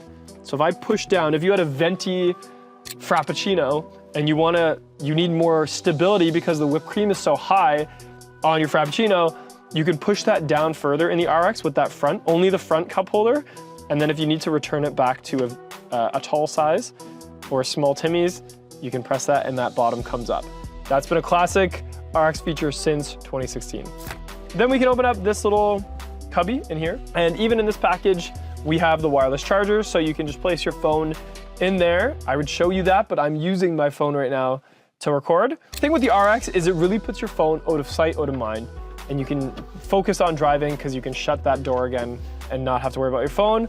But don't forget it in there. I've been in a boardroom and realized, I checked my whole body, realized that my phone is still in my car in the parking lot. And of course, being a millennial, I couldn't go a whole meeting without looking at my phone. So I ran down to my car and looked very silly, sprinting through the parking lot to try and get my phone before the meeting started. We have a USB-C and a USB-A, and then that classic sort of 12-volt cigarette lighter style plug. And those are all tucked away. So if you want to plug in a device to charge and you don't want to see the wires, use those ones there, because then we can shut it and there's a big cubby there for all that stuff. And we still have a few USB-Cs which have a really quick charge to them. And those are both right there. And then we have just a little cubby in there. In terms of the vents, we have these little dials here, and actually technically, I guess that means I missed a button over here. Right here, we have a dial for the venting. So you can shut it or have it opened. It's easy to tell because whatever you see, whatever line you see is the setting that it's on. So this is fully open, this is fully closed. And that just does just that vent, and then same thing over here, but it's just up and down. So one of them is all the way open, and then this one is all the way closed. I've wondered in the past why we don't have a more technological way to do that, but I think it's not broke, don't fix it. Most people just leave them open all the time anyway. And then we just have our vents here. You'll notice the RX being a little bit wider. A few things are spread out a little bit more. It's not a flat little handle. It's kind of got a little bow to it because it kind of bows outward, which makes it easier to use, I guess. And the button that no Lexus owner ever uses because our cars are so reliable is the hazard button. So it is important to know that. I know a lot of people are gonna say Lexuses do break down sometimes. Yes, and also sometimes we just gotta tell someone that there's a hazard on the road. And you don't wanna panic and not know where your hazard button is. So if you're looking at the dashboard and your screen, it's right there. It's right in the center and it flashes once it's on. Then we have our volume knob as well as our climate controls. So I'm just gonna turn on our screen and kill some battery real quick. So volume, you can press and hold it to reset the system. When Apple CarPlay and Android Auto first came out, I was doing that once in a while. And then just press it once to like mute. It is rubber. There's no clicking or anything to it. It sort of just does its thing right in the middle, really easy to reach. Then we have front defrost. So that'll crank the fans and everything to defrost your front windshield. Over to the right, we have our heated rear windshield and heated mirrors. And believe it or not, that uses a lot of battery. I remember learning that in school, that it's really hard to create heat with electricity. So anything that creates heat with electricity uses a lot of battery or fuel. So just a little dusty tip there. The RX has a really beautifully done climate control system. So you have these knobs on either side. Essentially, you just turn them and they have sort of like a little rainbow backing. It's really nice. And depending if it's synced or not, that changes the temperature. I usually just leave it on auto 21 because we're in Canada. But if you wanted to override it, you could just use this little slider, crank that fan speed up or crank it down, whatever you want, turn it off if you wish. And then also we have things like recirc mode. So we can actually change the recirc mode or the AC. But again, once we do auto, it's gonna knock those things off and the car is gonna do most of the thinking there. And speaking of heated seats, that's how you turn them on, as they're not physical buttons, they're electronic, they're on a touch screen. So we have heated. Again, I usually leave it in auto, but if you wanted to do your heated and cooled, you could do so, and the cooling seats does work really well. Also, a lot of people think this little man is just a diagram, but it's actually a button. And that's how you change where the flow is doing. However, again, once you hit auto, it's gonna knock that out because auto is gonna do all of the things. Then we have a heated steering wheel. There's 2 settings for that as well as auto. And then we have this button. Again, no one ever realizes that this is a button, and that is the front and rear switch. So if we hit rear, I think I have to turn the rear on first, but that's how you switch it to being able to control the rear climate control as well. Sync, which syncs the right side and the left side of the vehicle, and then we have the passenger heated and cooled seats. So all that climate control is done through the screen, which is pretty cool. And I'm just gonna show you really quickly just the screen here. This is the home screen where you're going to set it up, and I do have other videos of a little bit deeper of a dive, but there is a lot of features in here. I know I said that this is a deep dive video, but it's really not. There is like your tire pressures, you can see your all-wheel drive working, trip information, so a little bit of fuel economy and averages, things like that. Driving assists. This is a really important one because you want to make sure all of your driving assists are on. From the factory or from the dealership, usually this one here, the proactive driving assist, is usually off. And usually, I think that's because some people don't love it. It's kind of weird at first. It's like having an extra bubble of protection around the vehicle. And because of that, when you come up to another car in traffic, you might feel the car take over and slow down a little bit. I absolutely love it. I leave it on. Every car that I drive has my proactive driving assist on. And we have all the other features like road sign assist, which just like it says, it'll show you a road sign here in the screen, whether you're construction zone, stop sign, etc. Pre-collision system, I don't have to explain that. Rear camera detection, again, added level detection when you're parking. Rear cross traffic alert, safe exit assist. So because the door handles and doors are so intelligent, when you go to leave the vehicle, if there was a car coming, you wouldn't be able to open the door. It actually knows that. So that is the safe exit assist. Blind spot monitoring, parking support brake, intuitive parking assist, and lane departure alert. That's all right there. There is an extra button for climate control, and you could do climate concierge, which I really like, letting the car do all of its thinking automatically by auto. We also have smart flow, which makes it so only the occupied seats get all the AC and heating. Eco cool, which is nice, and eco heat, saving on gas. And then de-icer, hidden feature, please pay attention. De-icer heats up your windshield wipers. So if you're in Canada and it's that awkward time of the year where like you go to use your wipers in the streets because there's ice everywhere, hit that button, it'll change your life for the better. And over to the right of that is the little 9 dots, whatever it is. And this, we have some frequently used buttons over to the left. So like sport mode, eco mode, all that. And then we have some comfort and convenience features to the right, max heat. You can silent things, max cool. And we can swipe over to the right. We have our actual drive mode, so normal, eco, sport, and then more driving assist. So it's like another screen to get to all of those features. And again, maybe not everybody knows that that's there, but it is. One more thing about the screen, and I promise I'm done because I wasn't gonna talk too much about the screen today, is from the factory, they come with a screen protector. So this one right now, you can tell by the way it's shining, it's a little bit matte finishy. That's because there's a screen protector on it, and you wouldn't be able to tell that by looking at the edges. The only reason I found this out was because a guest of mine said, well, my screen is scratched. And actually, you can kind of see it in my light here. You can see some light scratches. And that's because it's not on the glass, it's on the shipping screen protector, which you would just sort of like use your fingernail and start to peel off. And again, I don't mind doing this because someone's gonna buy this car and take it off anyway. And then you'll see that that actually will come off. I'm not gonna do it because I want this to be protected for the next owner, but make sure you take your screen protector off because that'll really help. Okay, before I get out, there's a few more that I wanna go over. One of them is in some of these cars, there is usually a picture of me. Oh, there it is right there in the mirror. This is the regular mirror, and it doesn't have the switch at the bottom to do the camera in the back. It being the luxury package, it's just right there.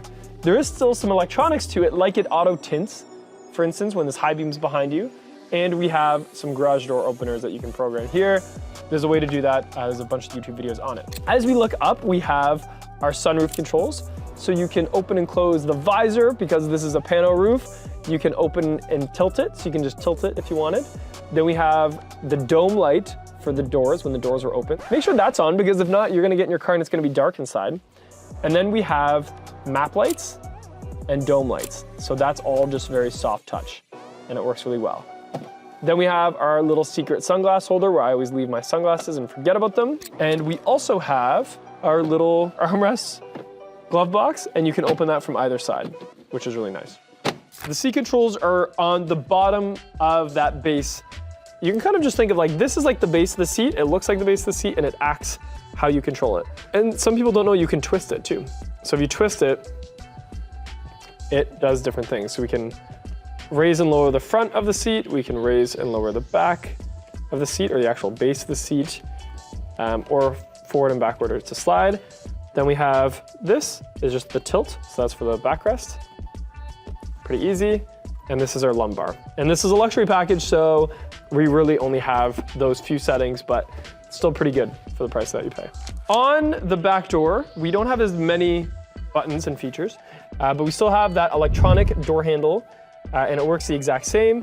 We have one window switch, and when you press it, the window goes all the way down, and when you pull up, it goes all the way up. And by the way, these come a little bit tinted from the factory, which is nice. Then we have our lock and unlock there, and that's pretty much it on the door panel. Even there's like a little speaker screen there. Okay, so sitting in the back of the RX 350, we have a lot of space here because it's a bigger interior. The main features that we have in terms of back here is this climate control. This is really the only electronics that the back passengers have access to. So we have a USB-C on either side of that center little area, and both of them are quick chargers. We have heated and cooled seats. And I don't think you can do auto in these. No, you can just do manual. So we're gonna do either 3, 2, 1 for heat and the same for cooled. And it's pretty amazing having cooled seats in the back of your car. I think that's a flex when you bring your friends with you and you guys are playing tennis or golf or something and you're in your shorts and you can turn on those cooled seats and it cools you off all the right places. I think that's the best. And then we could also adjust the climate back here and the fan will kick on and off and that sort of thing for these backseat passengers, because just because you're in the back seat doesn't mean you don't deserve luxury. Then the center armrest, we have cup holders that fold away, sort of just like a storage space. It's not big enough for like an iPad or something, but you could put maybe a Game Boy. Do people use Game Boys anymore? You could put something back there, that's for sure.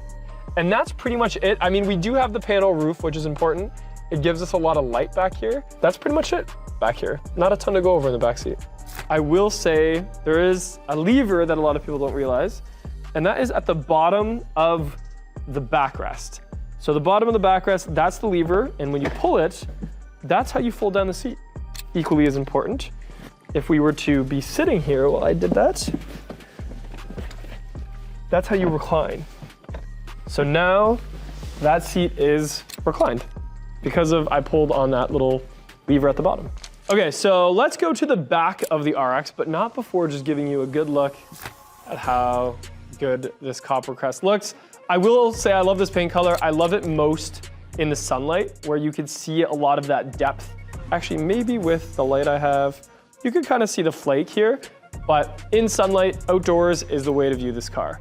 And with the taillight and the Lexus emblem, I think it's super sharp. I think they did a great job. Okay, so back here, we have our hidden wiper, which I have a video of how to change the wiper blade because it is hidden, but we're not talking about that today. We're sticking to the basics. So to open the trunk, you just find the X. X marks the spot, or in this case, the opening trunk mechanism. And how you do that is underneath it, there's just a little soft button. And inside, we're greeted by a spacious yet appropriately heighted trunk space. And inside, we have some accessories that come with the Lexus. So we have this net that sort of just goes there. It hooks onto either side, and then it hooks up here to be able to give you a place to put things that are loose and flopping around your trunk. Then we have this carpeted mat. So I do recommend doing the cargo liner, which is like a rubber mat. It's like a hard rubber mat to protect it, especially if you're gonna have any type of messes back here, because it's really hard to vacuum and have to like sweep carpet where you could just have hard plastic. Then we have our summer mats, because usually we have our winter mats in. Nice little Lexus emblem there as well. Here's how to use the tonneau cover. So it sort of just clicks in like that, and then when someone looks in the back of your trunk, you can't see anything because it's covered over. And to release it, I just apply pressure and it flops back into place. If you ever lose one of these, they're like a lot of money. So if you're not gonna use it, make sure you put it somewhere safe. No, I don't think you could fit it under here. In some cars, you can fit it under that fake floor, not the RX. We do have a spare tire, however, a full-size spare tire. We have our jack. We have a great little cubby, which we have our little Lexus books and medic kit in. That's a great spot for that, but definitely you have more space for other things, like cleaning products, etc. That's what I would put in there.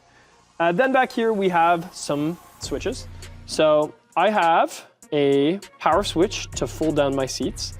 So we have left and right, and pretty self-explanatory. When I hit that button, I'll show you. It just releases it down. In this package, it won't bring the seats back up, but it releases it down. So if you had to put a 2x4 or something in, that seat is now down. And then we have our little hooks beside that. These are our grocery hooks. If you have a grocery bag, you could hook it on there. And then we also have our 12-volt outlet as well. So that's pretty much everything for the trunk space. And to close it, we just look up, and there's two buttons here. There is the regular close button, and then the lock and close button. Now the lock and close button is a little confusing because people will press it and then be like, oh, it didn't do anything. It's because it's waiting for you to walk away with the key in your pocket. I'm just gonna hit this one. I usually do, I don't know, I just like the consistency of it. I just hit shut, and then I go and lock the car, either with the key or with the dimple. So there you have it. Every button and feature on an RX 350 luxury package as asked for by you in the comment section. So let me know what you think of this video as well. If you did enjoy it, let me know what other style of videos you would like done like this, or what other models you want me to do. And I do recognize it's a luxury package, so it doesn't have all the features that your car might have if you have a higher package, but at least I covered most of it. Today's video is one that I've been asked for a number of times in the comment section. A review on the RX 450h Plus plug-in hybrid. But today is a little more special than that. The one beside me might be the only one of its kind in all of Canada and maybe even the rest of the world. But of course, you'll have to wait to the end of the video to see why.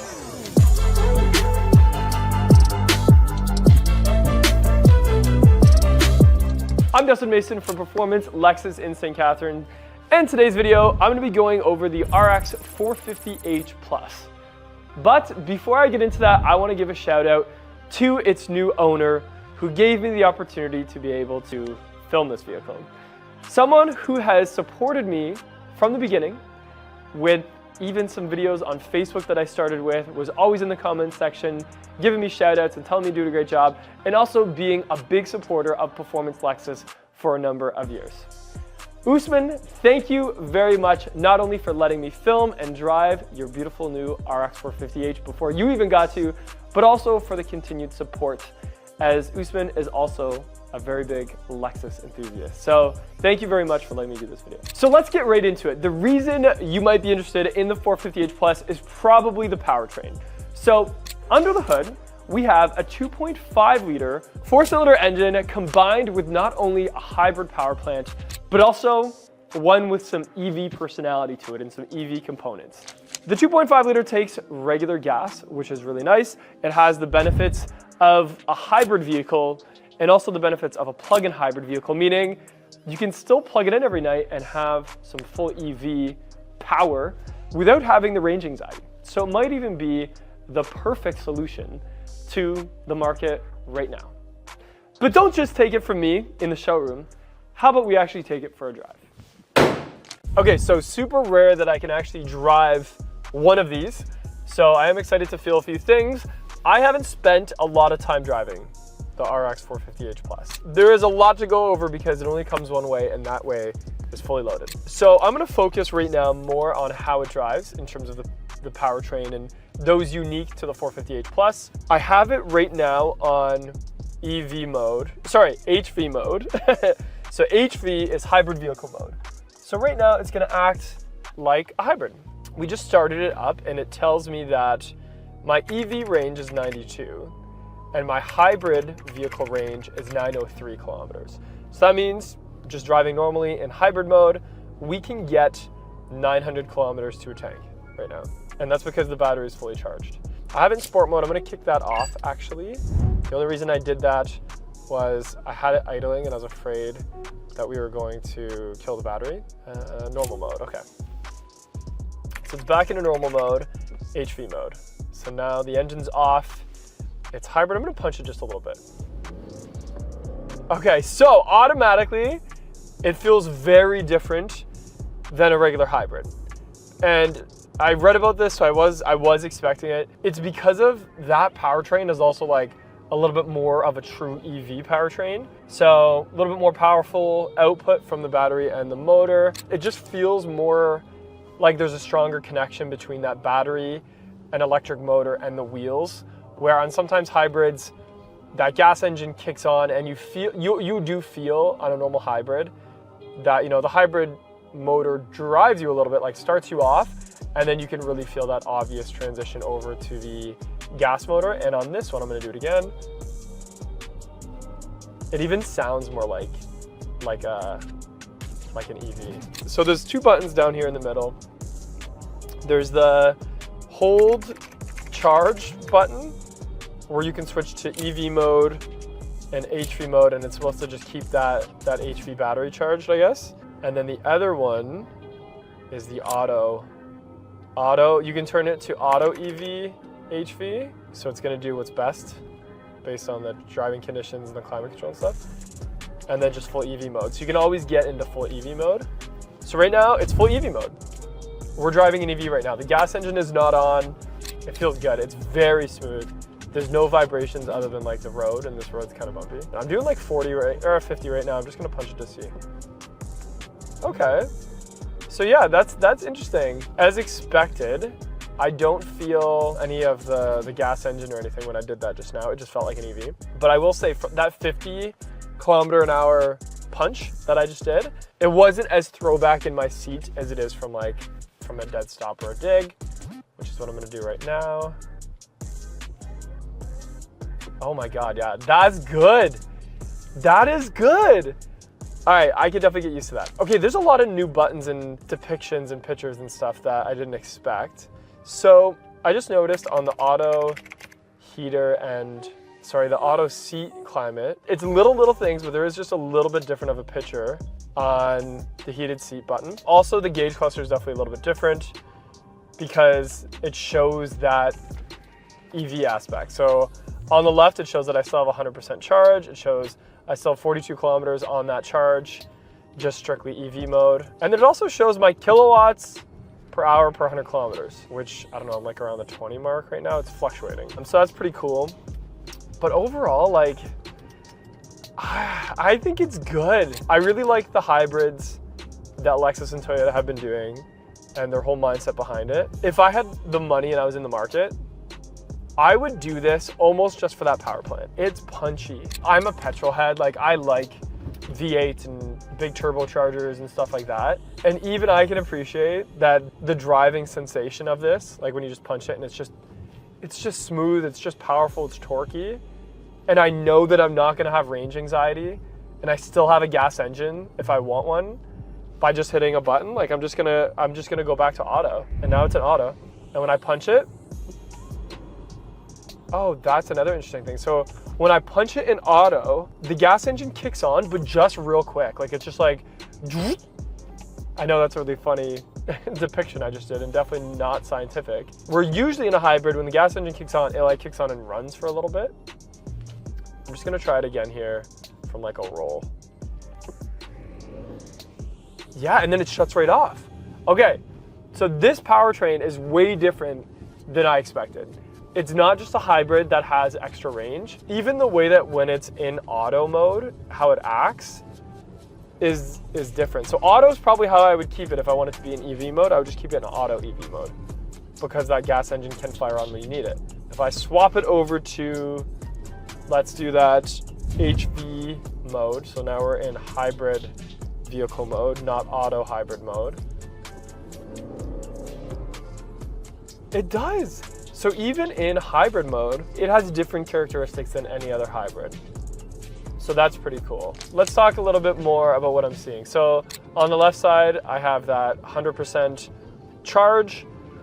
On the right side, I will say, because of all these new features, Lexus has a lot of things to pay attention to here. The distance to empty, obviously we have the HV and the EV.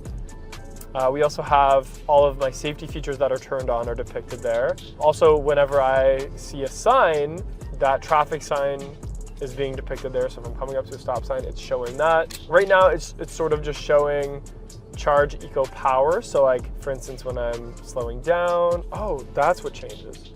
Is it charging it, which it is. And then when I'm punching it, the power comes on. It also shows average fuel economy, stuff like that. That's all gonna be skewed because I had it idling. I noticed something when I was parking it though. It used to be that when you were in bird's eye view for any Lexus or Toyota, that front-facing camera had like an upside down blocker. It was kind of like an upside down triangle, hot dog looking thing.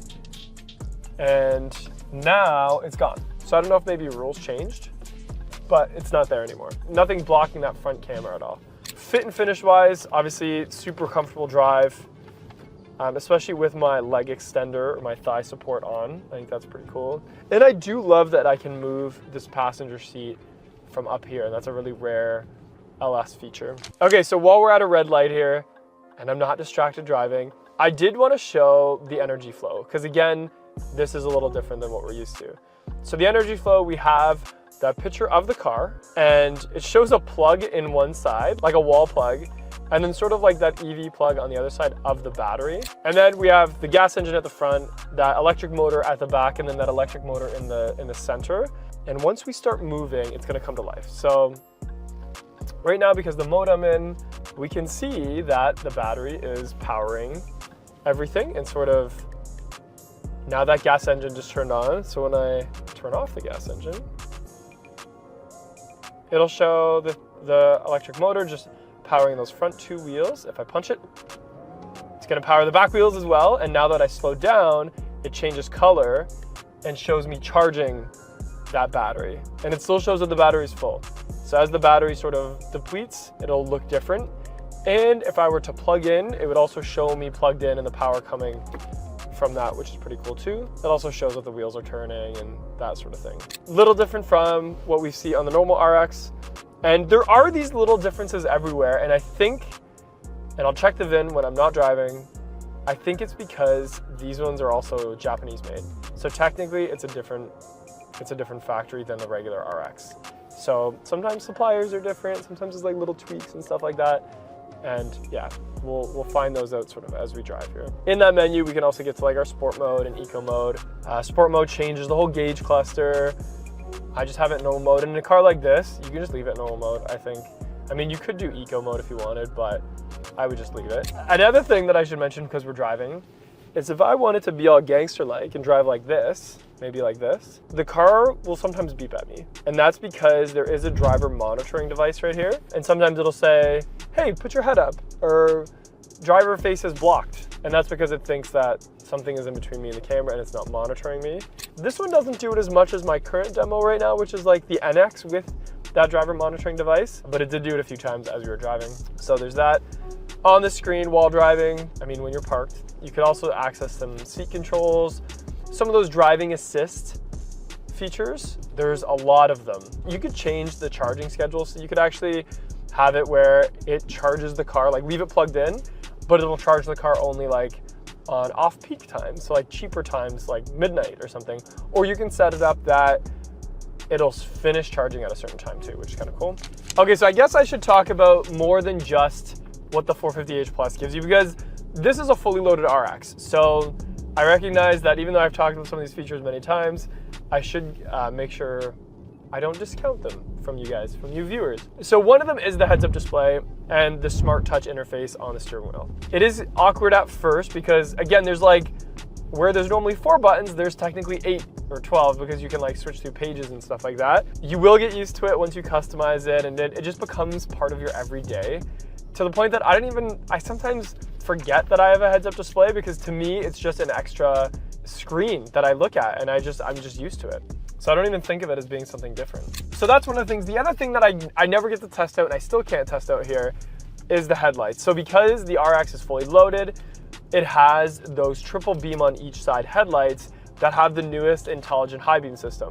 Meaning at nighttime on a dark road, when a car is incoming, instead of just turning off all the high beams, it'll just turn off the part of the high beam, or like that particular bulb that is covering or shedding light on that object, meaning the rest of the driver view is still super, super bright. And it's still, the headlights move and things like that too. So, one of the things that people forget about is driving something like a new fully loaded RX versus maybe like a 2009, is the experience at nighttime is a big difference. It's literally night and day, little pun there, because those headlights have come such a long way, both in intelligence and also just in the quality of light that comes out of them. The other thing is the proactive driving assist. So this is a feature that actually out of the box isn't on, but you can turn it on, and I recommend you turn it on by pressing your little 6 buttons here. And scrolling over all the way to the right, you'll see that proactive driving assist. And really what that does for us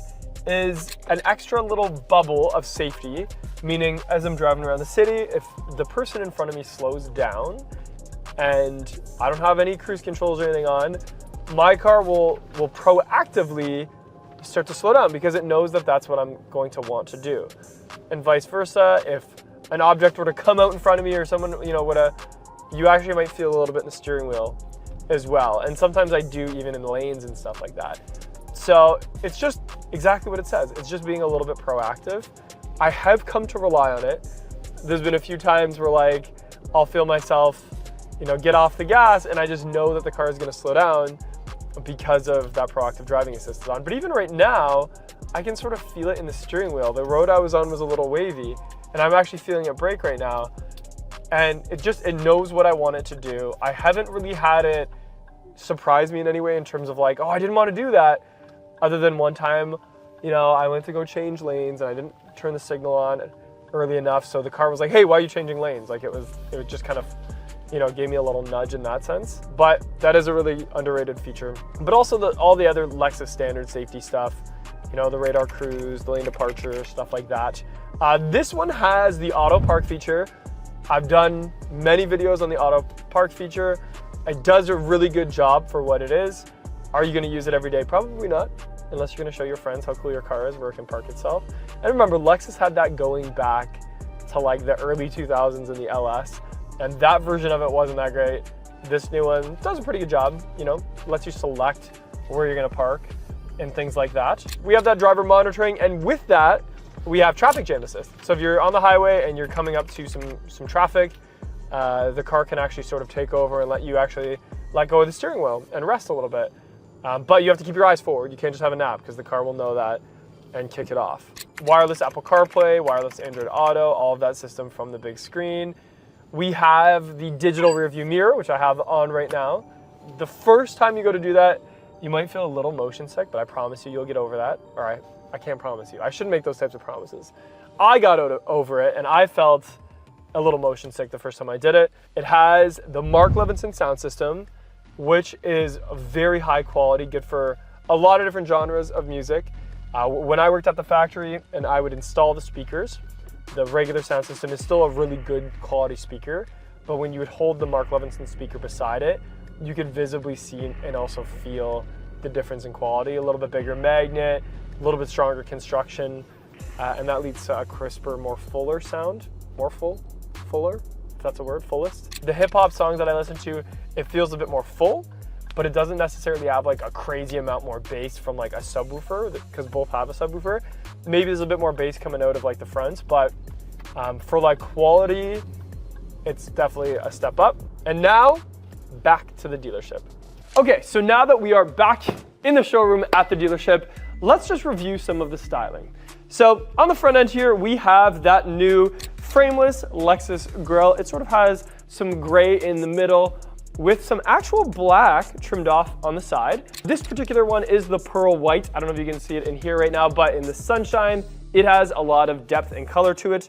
And the bottom is sort of like that matte black color, as well as the sides. Now, sometimes when a vehicle is built in Japan versus the North American plants, sometimes things like the blacks and grays might be a little bit different, but never in a bad way, that's for sure. It also has the triple beam LED headlights with adaptive high beams, that beautiful daytime running light. We still have some wiper jets here to clean off those wipers from bugs and salt and stuff like that, as well as a bunch of parking sensors and front-facing cameras without that blockage that we've seen in previous years. A heated Lexus emblem, because that's where that radar sensors and things like that are. So on the side profile, we have a 21-inch alloy wheel with a Bridgestone Altenza tire, very smooth, not much road noise, still decent grip. I don't know too much about the tire, but I know that it drives quite well.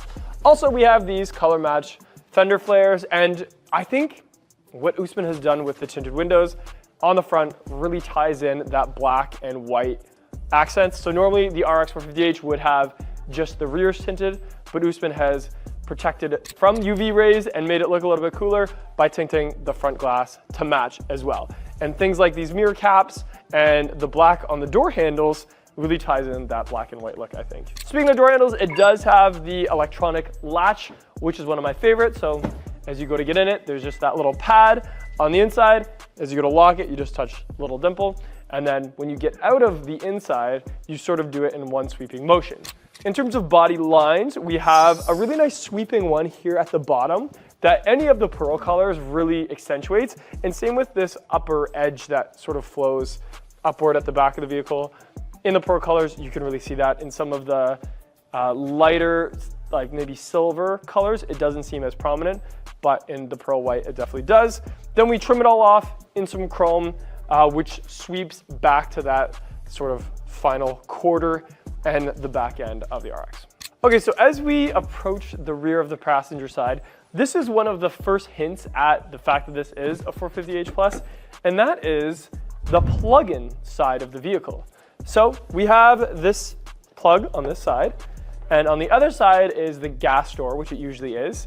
So this is where you would plug your vehicle in, either on a level 2 charger or level 1 charger, whatever you have, and the car will tell you how long it'll take to charge, which on a level 2 isn't too long. And then when you're done, you just put this little cap back on, shut it, and of course when the vehicle is locked, you can't unplug it or open up that door. As we transition to the back of the RX 450h, you might notice, if you haven't figured it out by now, why I said this particular one is the most unique one. And that is, this bottom piece here is not what you would traditionally find on an RX 450h Plus. In fact, you would only find this particular setup on something like an RX 500h. However, Usman, being a car enthusiast and a Lexus enthusiast, did his own research and found out that if he customized it, you could fit, after some work, the 500h bottom to the 450h Plus, because there is no F Performance or F Sport in the 450h Plus. And I think it very well suits it. It adds a little bit more sporty and flash to that rear. So we have sort of that F Sport grille on the side. We have the piano black accents, as well as some really nice fins and ledges to that rear diffuser. And it looks like it should be there. In fact, it ties in that whole black and white look for the rest of it. We have that taillight that goes from one side to the other, underlying the LEXUS. We have the RX 450h Plus all-wheel drive, which I know sounds like a mouthful, but still, we should be able to know what it is.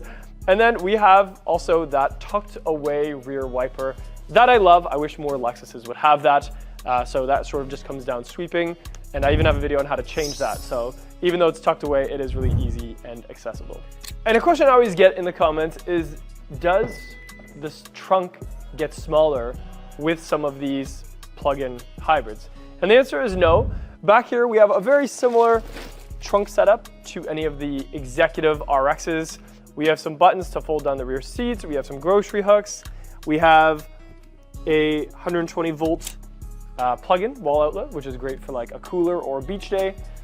And then underneath, we actually have a little bit more storage for things like the books and medic kits and stuff like that, and the regular car batteries. So underneath this panel here, we have the 12 volt battery. So that's where you would boost it if you ever killed the battery for some reason.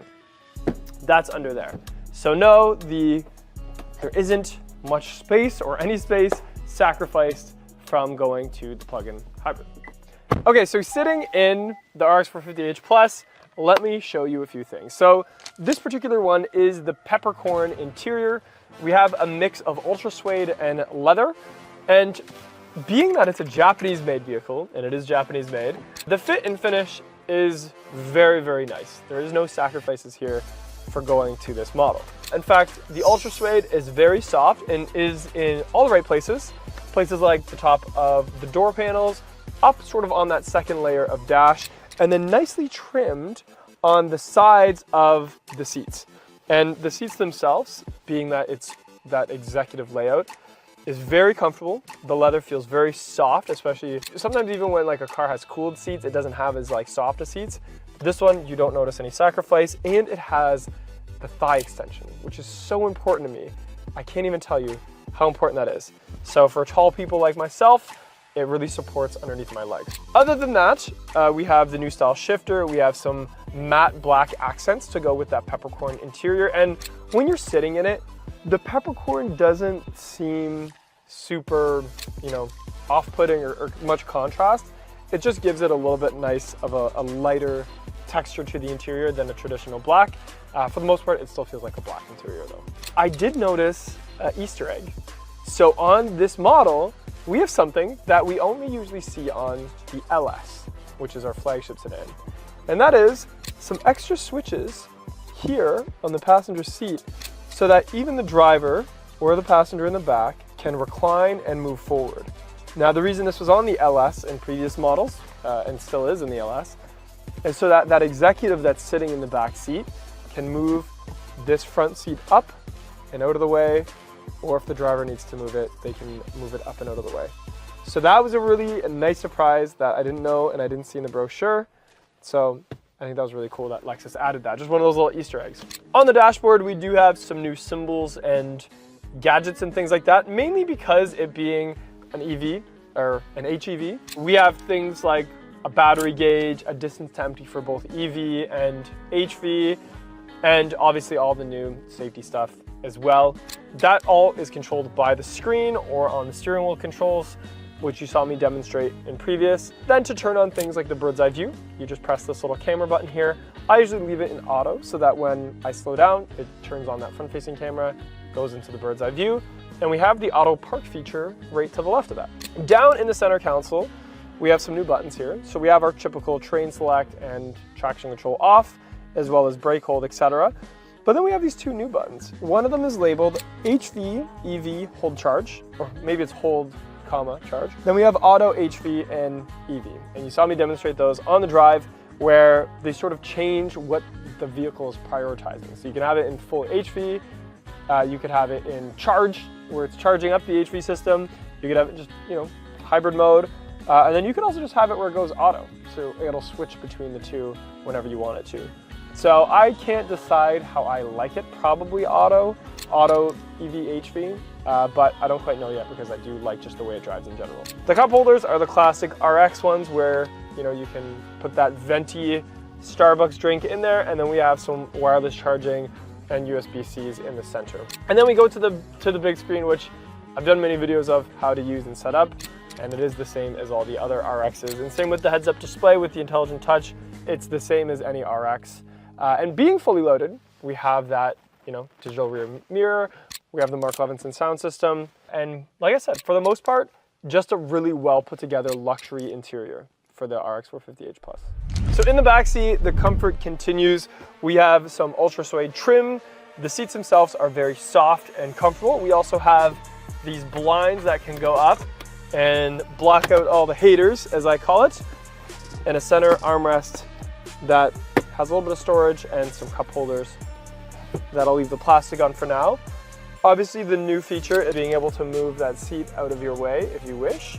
And we also have heated and cooled seats in the center with our own climate control for back here. The panel roof gives us some extra light in this back seat as well. And overall, a very comfortable and luxurious back seat for this SUV. Also being the best of the best, we have power for recline of these rear seats. The switch is just sort of on the sides at the bottom, and that's how you can recline them to get a bit more comfortable. So there you have it, an in-depth look at the RX 450h Plus, which might be the car of no sacrificing. meaning you don't have to sacrifice luxury, feel, craftsmanship, and fuel economy and range to be able to get everything you want. And it might be the answer to going EV versus maybe like a hybrid, because no range anxiety, great fuel economy, that power that you get from an EV, and for the average commuter, maybe around town, you could probably just have it where that tank of gas lasts you like months, or a month at least, because you're gonna plug it in every night and then you'll have that gas engine for if your plans change and you need to go on a road trip really quick. The RX 500h, a car that I feel like not many people know about and therefore can appreciate. But today, by the end of this video, I'm gonna sell you one. I'm Dustin Mason from Performance Lexus in St. Catharines. And today, I'm gonna go over the 500h RX and go over some tips, tricks, and just overall details that I've learned in the last year.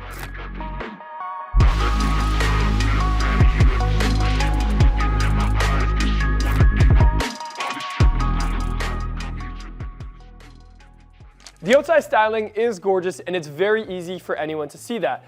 But what you can't see is what's on the inside, which makes the RX 500 just another step up. It all opens up with the e-latch doors. So once you open up the door, you're greeted by a few details that I love. One of them being ultra suede. Ultra suede is strung all through the inside of the RX 500, on the seats, on the dashboards, in little areas like that. It's sort of like an Alcantara, but it holds up a little bit better. Also, you'll notice in this package, we have the Mark Levinson sound system, which is very crisp and has amazing sound quality. Okay, so the toughest thing for me to talk about when it comes to the 500h is also the main reason to buy it, and that is the driving experience as a whole. And what I mean by that is the RX 500h makes hybrids come off as not boring anymore. And what I mean by that is it used to be in 1998, if you had a hybrid, it was assumed that you were just really fuel economy focused, you're very practical, all those things. But now with things like the RX 500h, it creates that fun factor, again, for driving. And this is due to a 6-speed transmission attached to that 2.4 liter turbocharged engine with the hybrid attached to that. And how I can describe it is it's very smooth power. At a stop, that gas engine's gonna turn off, it's gonna be very smooth, and then if you wanted to step on it really quick, you can feel that transmission gear down, you can feel that turbocharged engine kick on, and you can really feel the acceleration in a very smooth linear fashion. But also, on the inside, it's a Lexus. So very well appointed, very great ergonomics. The ultra suede on the seats really keep you in place, and today being a very cold day, it really warmed up quickly because of the ultra suede instead of just full leather. Also, it's very fuel efficient because of that turbocharged engine. Now, it does recommend premium gas, so make sure you account for that when you're shopping. But in my opinion, it's very worthwhile. In this package, the RX 500 is also a step up. So we have things like this little driver monitor, which does tell you when you keep your eyes away from the road, or if you're too busy looking at a dog walking down the street than where you should be looking. However, because of that sensor, we have this thing called traffic jam assist.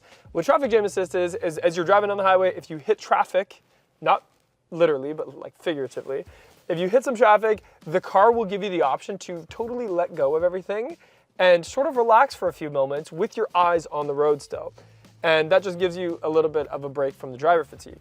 Also, this package has auto park, the advanced park feature, which I did demonstrate on my TX video, but I do find really cool. Would I use it every day? No, but I do like that it is there.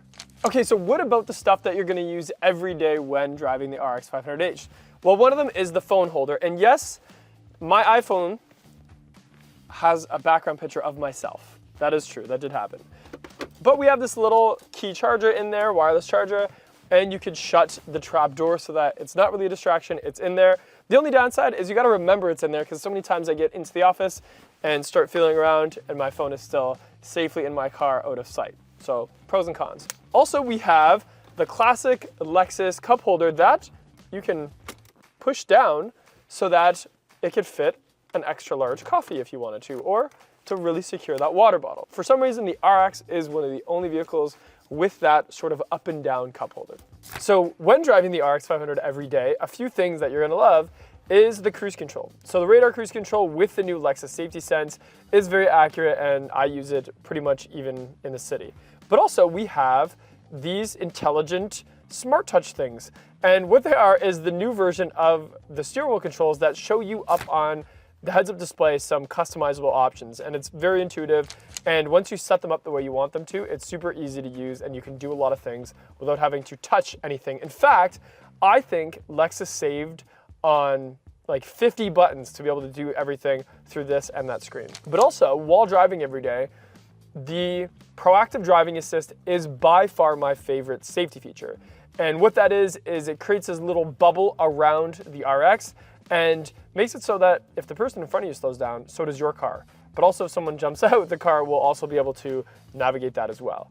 So here's another cool driving aspect that no one else will be able to show you. Four-wheel steering.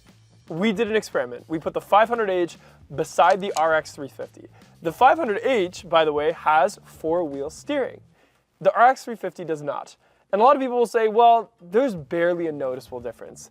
But we took a drone and we had them both in a parking lot and did circles, and it was noticeably different that the 500h with more horsepower, more components, heavier vehicle all around, could do a circle in a much tighter radius than a regular RX 350h or a regular car for that matter. So a live scenario of that. Imagine this, you're driving down the road and it's a narrow country road and you pass the driveway that you're supposed to go into or the turn that you're supposed to do. Instead of having to do a 5-point turn on a live road because you can't turn around anywhere else, you can just very quickly do a U-turn because of that turning radius is so much tighter. If anything, it'd be dangerous not to have a car that has four-wheel steering. Okay, so sitting in the back of the RX 500h, there's just enough room. So I'm 6'1", I have lots of space. If there was another passenger back here, they would also have lots of space. And if there was a third one back here, we would still be okay. But what I'd like to see is that Lexus didn't cheap out on the rear seat in any way possible. What I mean by that is we also have that same Ultra Suede trimming off these seats, but also trimming off these door panels. And again, Mark Levinson altered the sound system in this one. And also, we don't just have heated seats in this row, we also have cooled seats. So usually you have to go to like a flagship SUV for something like that. And this one has it because of the package. A beautiful armrest that has cup holders and a little storage spot, which is nice to see. So again, for two people back here, it's very luxurious. For three people, it still works and we still have some amenities. So looking at the overall styling as a whole, the RX 500, especially in the caviar black that you see behind me, is really, really sleek and kind of Batmobile-like. But let's look at some finer details. So we have a 21-inch wheel with a really sporty Bridgestone Alenza, I think it's pronounced, tire. But behind those two things, we have a massive brake setup. So a 6-piston caliper with some huge rotors. They're probably a fortune to replace when it comes time, but they're gonna last a long time and give you a really good stopping power. Now I will say, instead of a lot of other big brake cars that I've driven in the past that feel very touchy, these don't feel very touchy. So that means you're probably not using them to their full potential most of the time. But some other details on this side are things like the F-Sport logo. I know it's small, but this versus a regular F-Sport, there is a difference. This one has more of that titanium look. It's more of that F-Performance logo. And in fact, if I just covered up the Sport, it would look like it's a true F car, like the ISF and the RCF and things like that. Going in theme with the blacked out look that we see, even the mirror caps, which are usually chromed out, have black, and the chrome that is around the windowsills is also like a smoked out chrome. So it really gives a black RX 500h a really dark and Batmobile-like look, as I mentioned before. And I really like that. I think it suits this type of vehicle very well. And whenever I see sort of like a blacked out version of an SUV on the road, it always catches my attention. And it suits everybody. It's very classy. I like it. Over to the back, however, there is some other details. Over to the right, my right, your left, I have a regular RX 350. In a very nice package, but the regular RX 350. You'll notice the trim on the backside is all sort of that textured plastic, which is never a big deal. It's durable, it looks okay. But when you see a very nicely painted, trimmed out RX 500h, you notice that that piece just looks a little bit more crisp when it's body colored. And that's what we see here, is the same sort of styling with the F-Sport sort of grills on each side, but painted to match the body. And it looks really good. Also, you'll notice we have Direct 4 with the 500h. And what that means is it's Lexus's branded all-wheel drive system, sort of like how Audi has Quattro, Lexus has Direct 4. It's a newer technology and it gives you really powerful all-wheel drive setup. The 500h has that. So another hidden feature on the RX 500h, as someone who's driven one in the winter, is the hidden wiper. So up under here, we have a wiper arm that swoops down when you turn on your rear wiper. Again, outside looking in, if you didn't own one of these, you might just think that it doesn't have a rear wiper because not all SUVs do. But this one does. It's nicely tucked away so that in the snow time, it's not just moving the snow around because it's covered in snow. It can really cleanly sort of wipe it all off. And this one having a digital rearview mirror, there's also a little hidden camera up there in the wiper sweeping range so that even in a snowstorm, if you turn on your rear view camera, you can see very clearly out the back. And if you can't, that wiper is going to come by, clear the snow, and there you have it. So what about under the hood? So as I mentioned, we have a 2.4 liter turbocharged engine with hybrid. And versus the regular 350, you'll notice the battery is gone. And what I mean by that is the regular car battery, the 12 volt big square battery. The reason is because we now have a bunch of electronic gadgetry. So things like electric motors and things like that. So how do you boost your car if you have a dead battery? Well, the battery's in the trunk and the trunk is power, but Lexus has a solution. So what you do is you just pop off this little fuse panel and there is a spot to clamp on a booster pack or booster cables, I guess you could say. But it's not for starting the vehicle. Although you can do it, don't do it. What you should do is hook up the booster cable to one, ground to the other, and using that power, open the trunk. Once the trunk is open, then you can boost the actual battery. And yes, there is big batteries, like hybrid batteries, located under the vehicle, which keeps that center of gravity really low under those rear seats, and there you have it. So the front of the RX 500h really goes in theme with the whole blacked out look. So we have this F-Sport Performance grille. That's all black, as well as black accents, black side grills. But the nice thing is, with the RX 500h and a lot of higher-end Lexuses, there's a lot of electronics going on up here. So we have different parking sensors. We have a heated Lexus emblem because that's a sensor. And we also have this very intelligent triple beam LED headlight system, which if you haven't seen how a triple beam intelligent headlight system works, it's sort of like this. You know how in your normal car, you have automatic high beams. So when there's a car coming, your high beams shut off. The Lexus intelligent high beams, they don't shut off both headlights when there's a car coming. Instead, it does things like point those beams of light away or maybe shut one of them off because there's 3 on each side so that the oncoming object doesn't get blinded at all, but everything around it still gets well lit. It's like daylight, and it's amazing, and it's very safe, and it's the way of the future. But also, styling-wise, we have a really nice frosted daytime running lights with amber lights as well. We have the new frameless grille up at the top here, and really nice body lines on the top of that hood. And in my opinion, the caviar black is the way that this car should be bought. Now, I know I've been talking a lot about features and styling and things like that. And I told you I was gonna sell you this car in this video. But I don't think I should. Because no one should buy this or be sold on this car, the RX 500h, until they drive it. Because as someone that has spent a lot of time in the driver's seat, that is really where this car shines. It's not the features and the electronics and all the safety stuff. Those are all great. I promise you those are great and convenient. However, driving it, having that very smooth performance hybrid powertrain with that 6-speed transmission, with the Direct 4 all-wheel drive system, and amazing fuel economy and Lexus reliability, which, by the way, a hybrid Lexus is one of the most reliable and low maintenance cost Lexus to own. And there's a lot of reasons for that. Those are the main things, is the stuff that I can't show you here in the comfort of a showroom. We are going to look at the 2022 RX versus the new, fully redesigned 2023.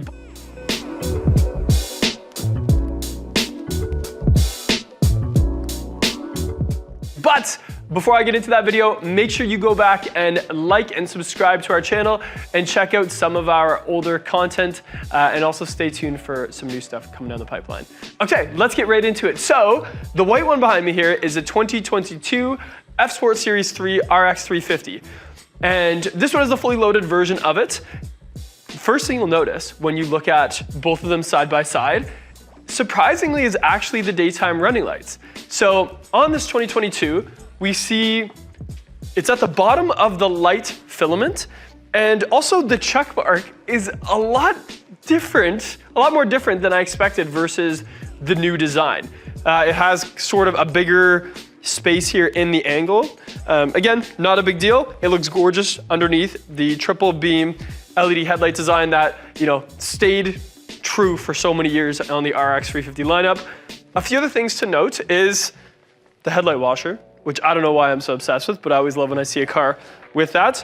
Also, we have some F-Sport spindle grille happening here. So, lots of sort of aggressive little hatch that's happening in the center of the grille as well as on the sides. And that's sort of wrapped up by this blacked out chrome, which I really like. I always like chrome, but I love blacked out chrome. And I think it makes it look really modern and sporty. Underneath that, we have a tiny little front spoiler diffuser with some fins there as well.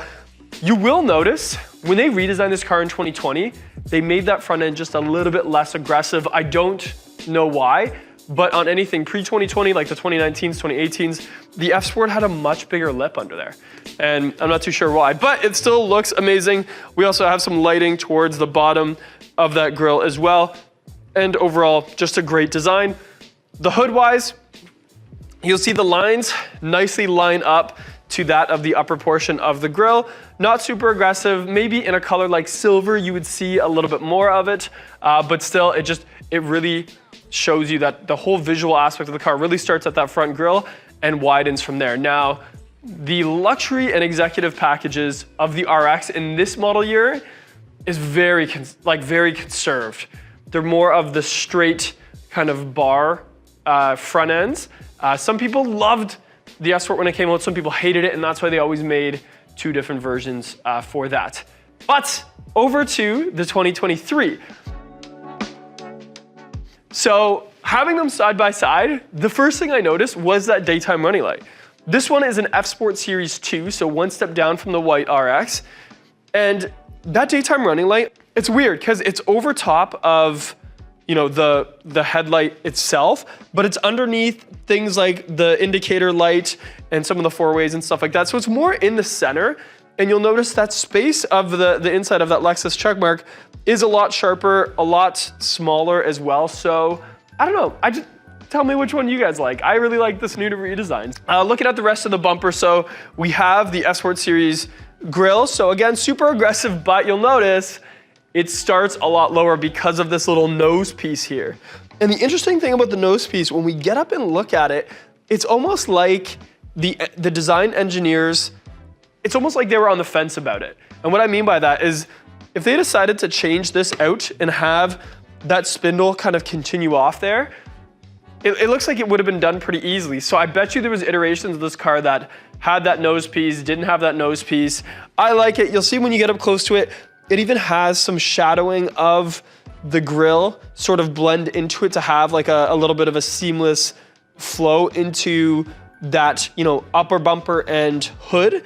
So really interesting there. We don't have a chrome frame around the bumper like we do on the other RX. And I also noticed the Lexus logo, we already know that it's heated from my other videos, but it's more straight up and down, where the Lexus logo on the previous RX was on a little bit of an angle.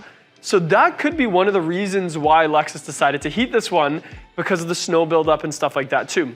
Because we all know the radar cruise control sensor, among other goodies, are in there as well. We do have some more grille on the side and also some extra body lines. Instead of just being flat, we have this piece here that sort of directs some of that airflow into that vent or above it. So that's really interesting. And a parking sensor is obviously hidden into that as well, with some lower spoiler pieces at the bottom that are body colored instead of just a matte gray or matte black, coloring. But overall, I think the new bumper, if you were to ignore the little nose piece that everybody's always talking about, I think it looks more aggressive with these bigger lines, with the way that the grille looks. I think it is aggressive. So maybe Lexus, when they designed it with that nose, maybe they decided to try to make it a little more subtle. Anyway, let me know what you think in the comments. So that flows up to this big body line here, which is a big drop off, and that goes up into the hood and past into the fenders. That lines up right to the top corner of the top of that grille. And like I said, it is a big swoop. So, you know, that gives it a lot of that aggressive front end looking. Now over to the side. Okay, so looking at the side profile of the 2023 RX to start, one of the biggest things, and this surprised me so much when the car came out, is the brakes. These are huge 6-piston caliper, massive rotors, kind of looks like a 3-piece rotor, but I don't know if it is, that creates so much stopping power. And it's interesting because the RX actually got lighter for the most part, unless you look at like the 500. But for the 350, it did get lighter, and now we have these massive brakes on the F Sport. So that's really cool to add a little bit of performance. Also, we got these massive 21-inch wheels that are kind of like a matte gunmetal gray, which is really cool. And the tires on these are pretty nice too. They're a Bridgestone mud and snow from what I can tell. And they're super smooth, lots of grip, and just overall a great design. You'll notice the F Sport logo hasn't really changed. We have blacked out side view mirrors, and just the overall body is a little bit less sharp lines when it comes to like the extra body lines in a vehicle. Everything flows a little bit more, is a little more rounded, say for like maybe that body line there. Overall, the RX on 2023 is a little bit wider, a little bit longer, and a little bit shorter because the wheelbase is a little bit bigger. One of the biggest changes to the whole car is the way the door handles work. So these are the electronic latch door handles, and on the interior is the bigger change for there. But overall, the doors feel really solid, both the front and the back. You know, you don't hear any tinniness or anything like that. Very happy because of that. Also, the fender flares, I don't know what you call those, are body color now instead of the matte gray or that matte black look. So that's kind of nice too. And there is a little bit of protection there kind of on the back. I'm guessing because of stone chips and stuff like that. Over to the 2022 RX. So the first thing to point out is it is a 20-inch wheel. These particular ones are the Michelins that came with it. Now, before anybody in the comments loses their mind, this is a pre-owned car, so there is a little bit of flaws here and there. You know, it didn't come from the factory this way. But yes, this is the Michelin tire on a 20-inch F Sport wheel, multi-spoke wheel, I guess you could say. That is a little bit more gray than it is dark. It is kind of like a pearl gray, I would say, with not big flakes in it, just little flakes to make it kind of, you know, have a little bit of texture there, which is nice. The fender flares are that matte, I call it matte black. Some people call it matte gray. I think it's matte black. So that's a nice way to protect the body lines, but you can't polish it. So, you know, some vehicle repair body shops do specialize in repairing that if you do have one of these and it has a scratch, but that is what it is. I've always loved the door handles on all of the RXs from, you know, 2016 and up. They have a really nice design to them, you know, a lot of shape to them. They're not just a boring door handle that you would find in every vehicle in the lineup. They're kind of nice. They have a nice lighting to them as well. And the door itself, super solid, right? Like I said, this is a pre-owned car, still sounds amazing. There's no tinniness to it. There is a lot of, you know, that nice solid thump, I guess you could say. We have black mirrors since it's the F Sport, and also the whole sort of window section is covered in chrome, which I should have pointed out on the 23. F Sport logo is the same on both of them. We have puddle lamps, and we have this little window here that sort of flows to the back. That was a big thing in 2016 when that came out, and they've sort of kept it since then. Okay, so looking at the back of the 2022 RX, one of the things I loved is always the taillights. So the taillights kind of remind me of the LC500 taillights, but you know, not as much depth to them. It's like someone squished them. So we have some layers to that gets smaller. It's like the Lexus logo, but they get smaller. And then that signal is underneath it, which is super sharp. We have some black chrome or some dark chrome, which is really nice.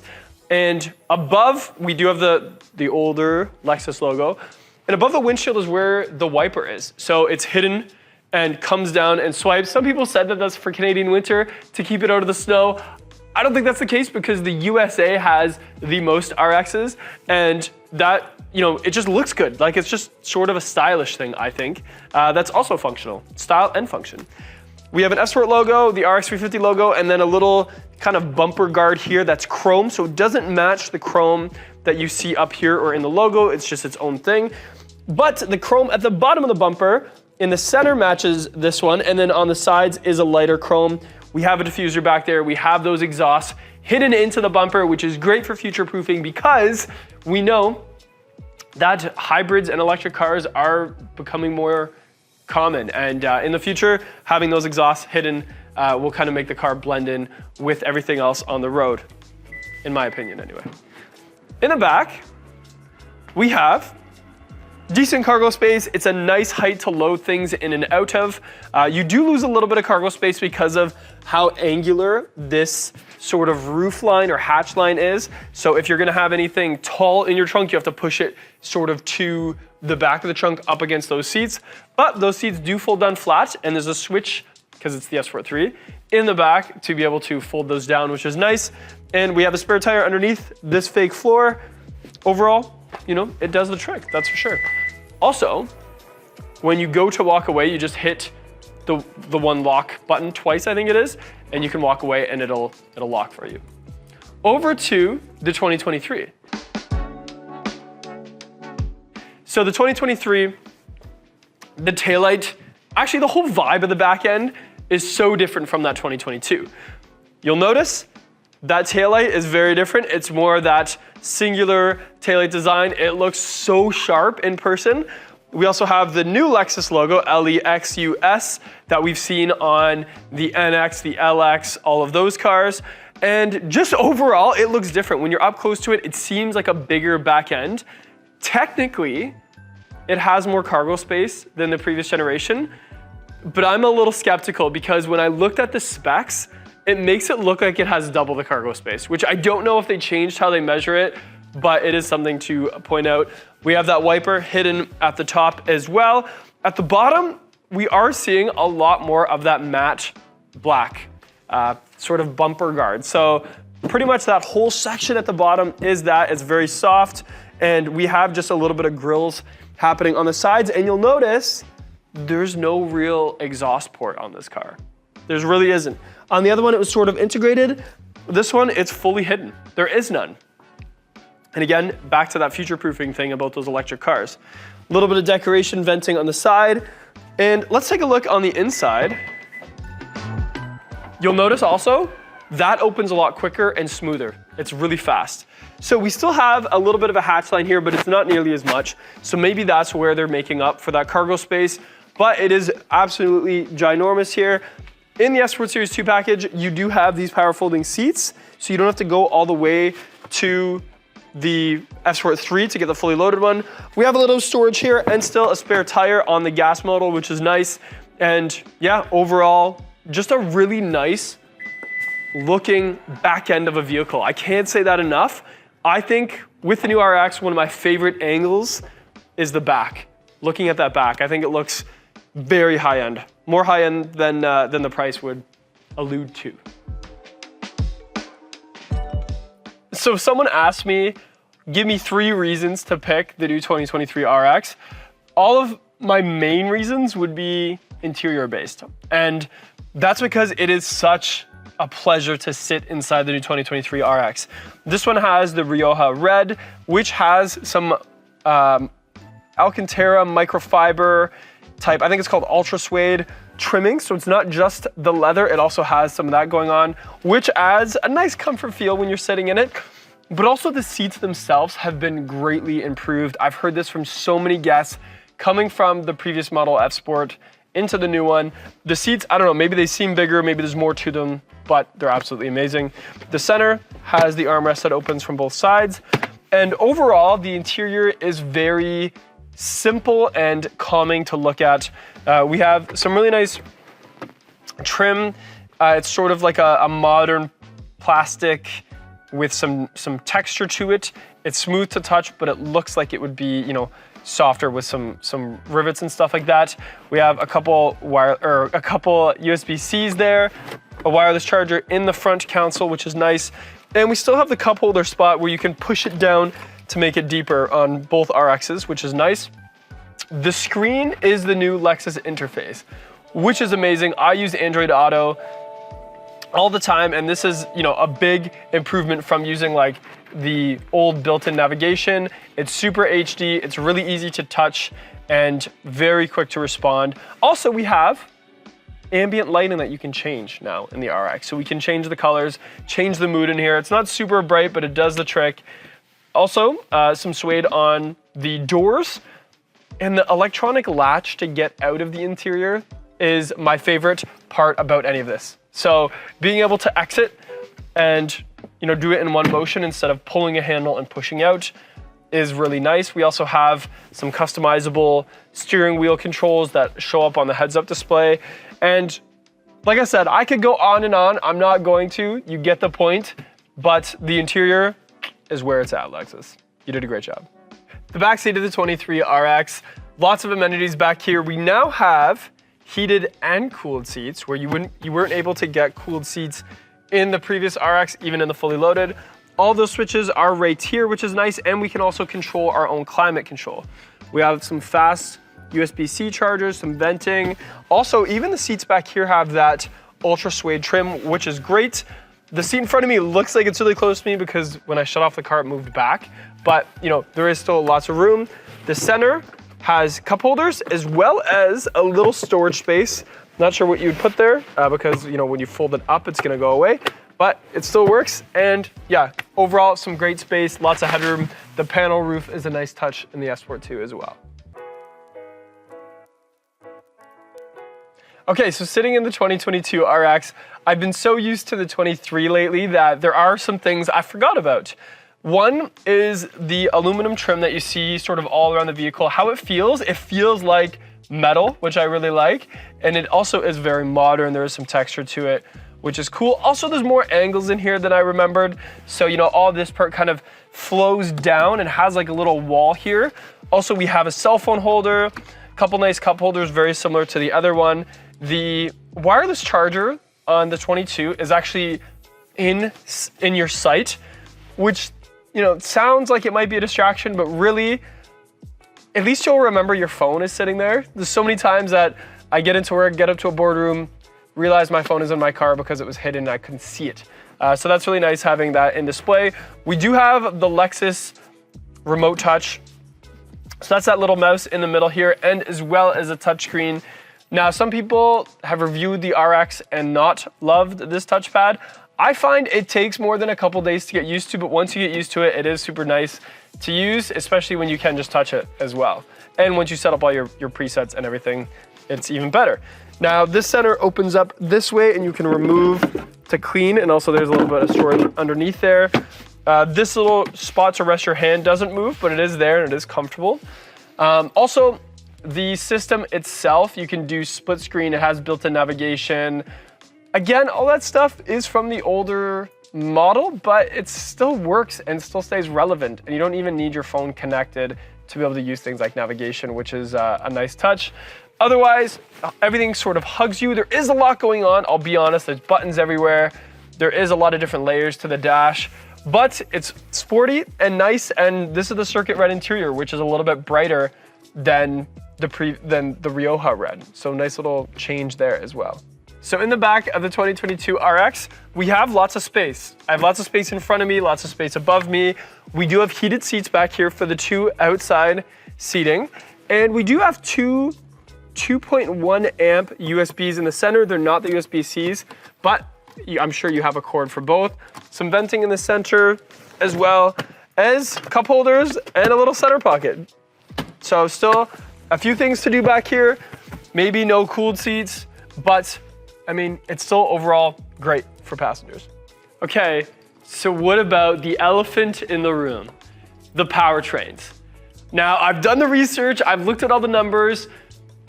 The white 2022 has a 295 horsepower V6 3.5 liter engine.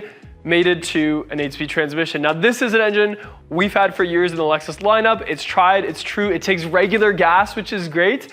It's very smooth. It sounds great when you accelerate, but obviously it was time to change things up because in the 23 we have a 2.4 liter turbocharged 4-cylinder with a reported 275 horsepower and over 300 pounds of torque. So on paper, they're very, very close, 295 versus 275, with more torque out of the turbocharged engine and overall a lighter vehicle with the new one. At least 100 pounds, maybe it's 200 pounds, I can't remember. Now, when you're driving them, it's not all about numbers. So the V6 feels like a smooth V6. The 4-cylinder feels like a high-performance 4-cylinder. So it's gonna be so much about preference. I love both of them, you guys. I can't decide which one I would choose if I was the engineer at Lexus International or whoever designed it. I've always loved the V6, but this new 4-cylinder is a blast to drive. The way the torque's delivered, the high revving, the fuel economy, it does take premium gas, but maybe it's time we take these two to the track and see which one is faster, which might be a video in the future, so make sure you hit subscribe. So it's going to be about preference for sure. There's a lot of great things about the old body style. There's a lot of great things about the new body style. So let me know below which one you would choose and be open-minded about it. And maybe come test drive both if you're interested, because we have some pre-owned ones. Today, we're gonna talk about when shopping for a pre-owned Lexus RX 350, what are some of the things you should look for, and what are some maybe expert tips to pay attention to while shopping. But before we get into that, make sure you hit like and subscribe for more Lexus related content, and put in the comments below which RX you would get, maybe which year, which package, which color, stuff like that. Okay, so let's just get right into it. The RX 350 went through a big lifestyle change from the year 2015 into the new 2016 model year. What Lexus wanted to do during that change is they wanted to give the RX more of a luxury sedan feel. So more of like that full-size LS or GS type feeling ride, which previous to 2016, there wasn't a lot of cars SUVs in the marketplace that could recreate that sort of comfortable ride and still have some driving characteristics. And when it was redesigned in 2016, we saw the market do a lot of interesting things. A lot of people that were in the 2015s were a little shy at first because of what a big difference it was going into this new, slightly bigger, slightly more aggressive RX 350, but it attracted a whole lot of buyers that were coming from other luxury sort of segments. And it wasn't much longer that those people from the 2015s did get warmed up and kind of more interested in this redesign once they were able to drive it and see the new technology and stuff like that, because like I said, it was such a big difference from the 2015. Now in 2016, when they redesigned it, we also introduced this new F Sport grille and F Sport styling that sort of came with that body change. And there is some interesting takeaways even from the 2016 to the 2017. So when you're car shopping, just because of it's the same package, 2016 versus the 2017, in Canada at least, the 2017 got some more safety feature standard that in the 2016 you would have to get fully loaded. So that is kind of like a little bit of an expert buyer's advice. If you're looking at like an F Sport Series 2 or a base model or a luxury, it's not gonna have the radar cruise, the lane departure alert, any of those safety system features in the 2016 unless you go to a fully loaded. But in the 2017, all that stuff comes standard. So make sure you're looking at that when you're car shopping. Another few cues to think about is anything with the F Sport grille and the F Sport wheels mean it's at least an F Sport Series 2 and above. So those are gonna have standard features like navigation, parking sensors, the sport style seats, that sort of thing. And the reason I say that's important is as you're looking at any pre-owned car, you have to think to yourself, how long am I going to keep it and how long does it have to stay relevant for? Because as years go on, if you're driving a car that is now very outdated, then your resale value is gonna go down too, because the whole used car market and the whole car market is all about desirability and what's relevant now or what still works now. So for instance, in 2020, they gave the RX a little bit of a refresh, and that's what I'm standing beside here right now. And between the 2019 and the 2020, we saw a little bit different iteration of the headlights and the daytime running lights. The grille and bumper changed very slightly. Probably you'd have to park them beside each other to notice. But the 2020 and up got some technology upgrades. So things like the multimedia system, the remote touch interfaces, instead of the solid piece that you move around is now a touchpad in those 2020 and above. And the fact that it introduced Apple CarPlay and then later Android Auto, that is one of those technologies that help future-proof it. So pay attention to that when you're looking at pre-owned RX 350s, but also I've seen some trickery in the used car market. Just because it has these wheels, or F Sport Series wheels, doesn't necessarily mean it's an F Sport. I have seen a lot of people put on these wheels to their base model RX 350s, and then when people go to buy them as a pre-owned car, they think it's an F Sport, but it's actually a base model just kind of dressed up like an F Sport, so it doesn't have those extra features, and in turn, shouldn't be the same amount of money. And interesting enough, I've been watching the used car market on the RX 350 for a number of years now, and it was funny because even 4 or 5 years ago, in Canada, a 2017 was in, the high 30s, early 40s range, and paying attention to it now, it's not that much far off. Maybe it's in the mid 30s, maybe it's in the early 30s, but when you think about how many years have passed, that's still pretty good. It's holding a really good value, considering this is a volume vehicle that in the mid-size luxury SUV market has always dominated. For Lexus, it's been, where all the cards have been for getting the name out there and getting cars on the road has always been the RX 350. And you would think with a market with so many of those in it, you would expect it to kind of drop in value. But the fact of the matter is, there isn't enough of them still out there for how many buyers want them, especially in the F Sport model. Now, when you're deciding between an F Sport and an executive, so there's two lineups for these RX 350s. I call one the luxury lineup, I call the other one the F Sport lineup, and you have to ask yourself some important questions because features-wise, they're gonna be neck and neck. There's the luxury and the F Sport Series 2. Those are sort of the mid packages.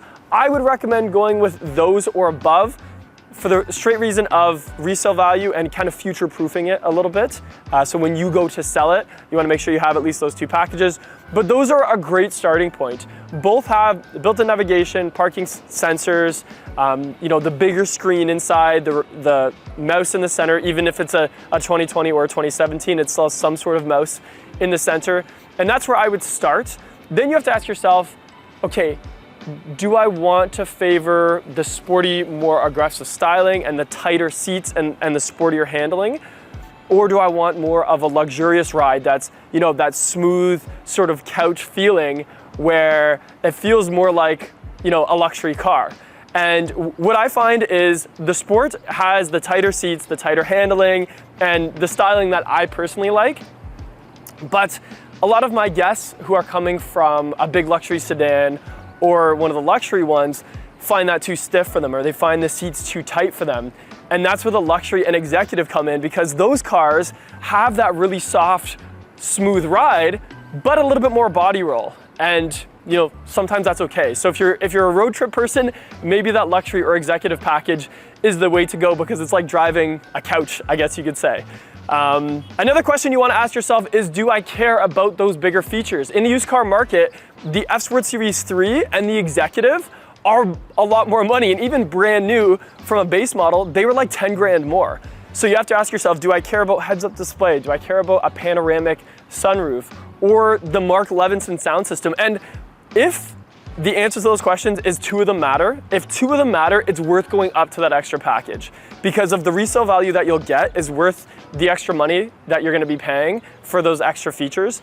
And you get a few extra things like bird's eye view, for instance, in the fully loaded. You get the power folding rear seats. There's different iterations of the hands-free power liftgate. In those 2016 to 2019 models, it was like you have to kind of wave in front of the Lexus logo, which could be a little bit cumbersome, especially if your hands are full. But in those 2020 and up, you kind of just use your foot and swipe, and it does open up. Before you discount that, give it a few practices, because it does take some getting used to, just like anything in life. But it is definitely worthwhile if you're looking at those style features. Okay, so under the hood, when you're shopping for a pre-owned RX, there's gonna be so many similarities, even in that 2015 realm. It's a very similar 3.5 liter V6. And then anything 2016 and up is gonna be mated to a 8-speed transmission. It's around 300 horsepower.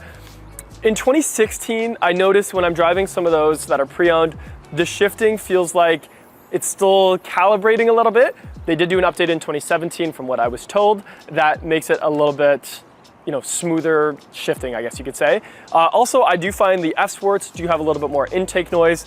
It might be this little device right here, I'm not sure, but just keep that in mind that the F-Sports probably will have a little bit more of that engine intake noise when you're driving it. What to look for? So one of the things I always look for, these little clips that hold in all the plastic, if a lot of them are broken or missing, it probably means that maybe someone that wasn't a dealership has been working on it or tinkering with it, which isn't the end of the world, but is definitely something to note. Pretty much everything else is covered in plastic. You can see a few little things here and there. Always do your normal looking for, you know, any oil leaks or anything like that. These engines are very reliable, and the RX 350 as a whole has been very reliable, but just like anything, there's always a chance of like a leaky gasket or, you know, some sort of fluid leak somewhere, so just pay attention to that. In terms of mileage, there isn't really a mileage that scares me other than, you know, asking yourself how long you're gonna keep the car for, what's the price. Just like anything in life, it's all about what people think when it comes to it. So for instance, if you're looking at a vehicle with 80,000 or 90,000 versus one that's already cracked over the 100,000 mark, the only difference is over the 100,000 mark, the next buyer sees that extra digit and is gonna think it's older. That's really the big difference there. There is a bigger service, I think around the 80,000 or maybe it is 100,000 range. So just make sure that those sort of services would be done. Most of the time the intervals were a service 1, a service 2, and a service 3. The 2 and 3 being the bigger one, the service 1 just sort of being regular, you know, oil change, check the filters, stuff like that. Tires wise can vary as well. So some of these came with Bridgestones, some of them came with Michelins from the factory. Depending on the tire, depends on how smooth the ride is and also how long the tire lasts. I would say anything that's between 60,000 and 70,000 kilometers might still have the factory tires. So just pay attention to that. Even if it has tread, you want to see if there's weather cracking in the tread, because even if, you know, it doesn't have a ton of mileage, but it's an old tire, especially if it's like a 16 or 17 by now, that tire might not pass the safety, and also it's not going to have as much grip or compound because it's starting to dry out. So keep that in mind. A lot of these things can be avoided if you can find a certified pre-owned one. So a Lexus certified pre-owned has very strict guidelines that they have to follow. It's pretty much like reconditioning a car as close as they can to new. And even the guidelines say that we have to catch up on services. It's way stricter for tire and brakes and the variances there than a regular safety inspection would be. However, as the years go on, you know, those 2016 and 2017s probably won't qualify for that program. 2018s might not either. A 19, 20, 21 would be your best bet for the certified pre-owned. And sometimes it gives you things like, you know, roadside assistance, availability to do an extended warranty, and also lower interest rates if you're gonna be financing. So another thing to mention when you're looking at one at like a used lot versus like a Lexus used lot is the Lexus used lot might qualify for that program. And in turn, even in the future, you might be able to get like loyalty discounts from Lexus, etc. So if you're comparing the two, it might be worthwhile going to a real Lexus dealer. But take that with a grain of salt, because I am a Lexus dealer. I work at a Lexus dealer, so I am gonna be a little bit biased there, but I have seen it in the past, and it definitely is important to note. Okay, so when you're sitting in any of the pre-owned RXs that are in the marketplace right now, there are a few things to note about the interior. This one is an F-Sport, so we have those seats that hug you a little bit more, but also even the stitching kind of sticks out a little bit more. The perforation is more like a white, so it gives it a little bit different style. The rest of the interior is trimmed in sort of like a silver aluminum look. So on the door panels, we have actual aluminum, a little bit of plastic silver throughout the rest of the cabin. And in the center here, more aluminum. If this was a luxury package or executive package, we would see this trimmed in that classic wood sort of accents that everybody has loved for luxury cars since like the early 90s. And what I mean by that is even the top of the steering wheel, the bottom of the steering wheel, the center, the door panels are all wood in those packages. That is the one thing that puts me on the fence of which one to buy, because I like the wood on the steering wheel on those other packages, just for the fact that it's slippery. And like I can kind of just like, when I'm making a quick turn, I can kind of just like run my hand on it. It does hold up very well. I would say the wood seems to hold up a little bit better than the full leather, but I'm not one that is super stressed out about flaws in leather. I think it gives it a little bit of character. So even on a pre-owned steering wheel, if it's a little shiny, you can always, use a product to make it matte again. And if it does have like a little nick here or there are vendors that can repair them, and we have them here at the dealership, but it's not the end of the world to me. Even the perforation on the seats has held up very well in a lot of these cars. Now, sometimes I've seen on the armrest, maybe a divot from someone's arm, or same thing on the door panel, just from that type of wear and tear. That is a little bit harder to fix. So as you're looking at pre-owns, if you see two of them at the same price, and one of them maybe has a divot here or some damage to the door panel, those can be costly to fix. So definitely keep that in consideration when you're looking at price or comparisons, that sort of thing. Also, obviously having the Mark Levinson sound system is absolutely amazing. The heads-up display, the panoramic sunroof, and then the screen. Now, those three features are gonna be in anything 2016, even up to 2022, 2021. But the big difference is gonna be the way the multimedia system works. In 2020 and up, it is a sharper screen, it's closer to you, and you can also touch it. Where in anything that's up to 2019, so 2016 and 2019, it's further back, it's not quite as sharp, it is the older system. And instead of this really nice mouse pad, it uses sort of the Lexus remote, where it's like this little rectangle and it's an actual physical moving thing.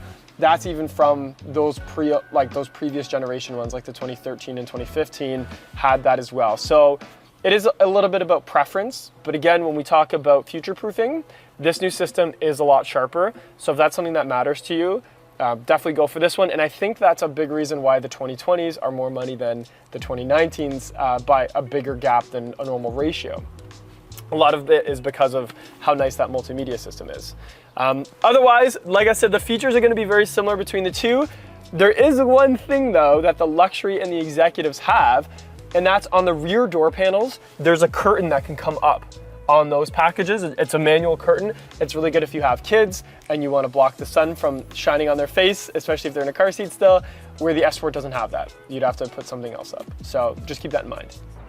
Okay, so hopefully this gives you a little bit of insight into why the RX 350 has been so strong in the used car marketplace, and also some things to look for when shopping for one. Another big thing that I forgot to mention earlier is it does take regular gas in most of these years, so that's also great when you're comparing it against the competition. Let me know what you think in the comments below, what package you would get, what year, what color. This one is the Nightfall Mica, which is one of my favorites. It sort of looks black at nighttime, but then when the direct sunlight hits it, it's got a really nice navy blue. And when you're looking for a used RX, don't be too afraid of ones that have swirl marks or light scratches. The paint on this is a little bit thicker, there is a little bit extra clear coat there, so all that stuff can be buffed very easy because it is soft paint. So that never scares me. You'd be amazed what a coat of wax, a buffing, and a good detail can do for one of these cars. We have another little bit of a controversial video. So I wanted to find out if the new 4-cylinder RX is louder than the previous generation V6 when driving. It's a question I get asked all the time. So I convinced my boss to buy us this little decibel meter off of Amazon. So since I convinced him to spend some money on it, I'm sure we're also gonna measure some other things about the car and the noise levels that it has. But before we get into the video, make sure you hit like and subscribe for more Lexus related content. And stay tuned to the end of the video for a special surprise. Okay, so in the 2023, we're gonna do a few different tests here. I did some Googling because I had no idea what decibels mean what. So just so you guys know, so according to Google, 30 decibels, between 30 and 40 is what like your bedroom would be. 30 would be like a library. 40 to 45 or even 50 could be like a normal office space. And I think they said a luxury car should be like 65 or something like that. I can't remember, but just remember what it's like in like a normal room ambient noise, and we'll kind of compare that between both RXs. Okay, so let's check the idle on the 4-cylinder, windows up, just parked. Okay, all right, around 43 once we stopped moving. 42.8, 43, that's with the AC off, no cooling fans on the seats or anything on, just idle. Okay, so let's do one from a stop up to 80 kilometers an hour in the 4-cylinder. Let's see what happens.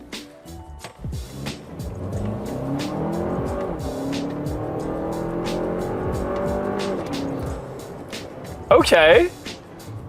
Okay, so the highest it got from 0 to 80 kilometers an hour, pedal to the floor, was 69. That's not too bad. We'll compare that. Now, I'm noticing at a cruise, the 4-cylinder is really quiet. Yeah, it's at like 54 on a cruise. I mean, the RPMs, even at like 70 kilometers an hour, is only like 1,500. So I think the big takeaway isn't gonna be how loud the cars are when cruising, at cruising speeds, because I think they're both gonna be very quiet, but more that acceleration stage where you'll really hear the 4-cylinder or the V6. I think that's gonna be the big takeaway here. Okay, so now we're in a 2020 F Sport Series RX, and I have the windows up, all the AC, everything is off. We'll start with the idle and just kind of see where our idle is. Okay, so once everything kind of settled there, it was like 45 at an idle with the V6. Okay, so the 2023 feels different, but not in a bad way. It's just the 2020 versus the 23. I don't know, they even just feel different when you drive them. It's funny. Driving them back to back is kind of cool. Okay, we're gonna do the 0 to 80 right now. So I'm just gonna go down to 0, and then we're gonna punch it to 80.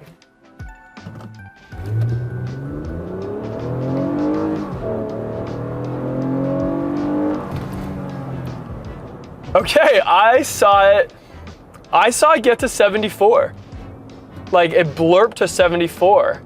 That's interesting. The V6 sounds good, but it did get to 74. So now we're cruising. We're at about 70K.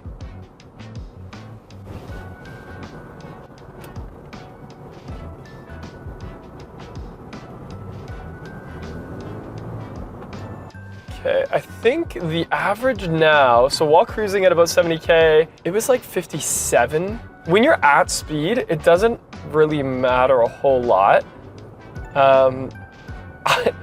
It's interesting. So this is an F Sport, so you hear a bit more intake noise. And I notice when we're at a cruise and I touch the gas at all, I do hear more of it.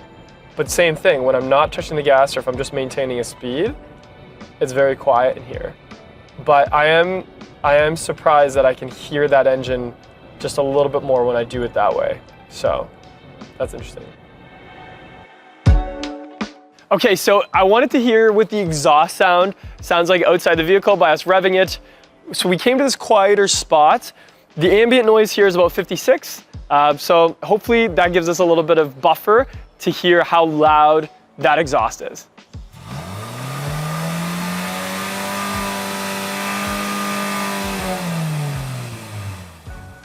Okay, so it looks like we got to about 75 decibels by me revving it to about 6,000 RPM at a standstill. Okay, so I also wanted to get revving it 6,000 RPM sitting in the cabin with the windows up. Ambient noise in here is about 43, 42 right now.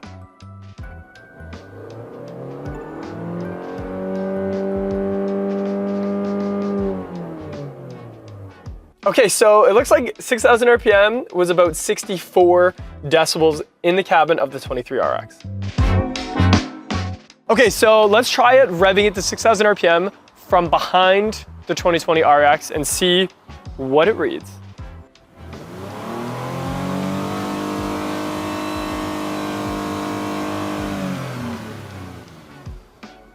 All right, so we were at 77 from behind the 2020 RX. Okay, so let's rev it to around 6,000 RPM while sitting in the vehicle and kind of see where the decibels read.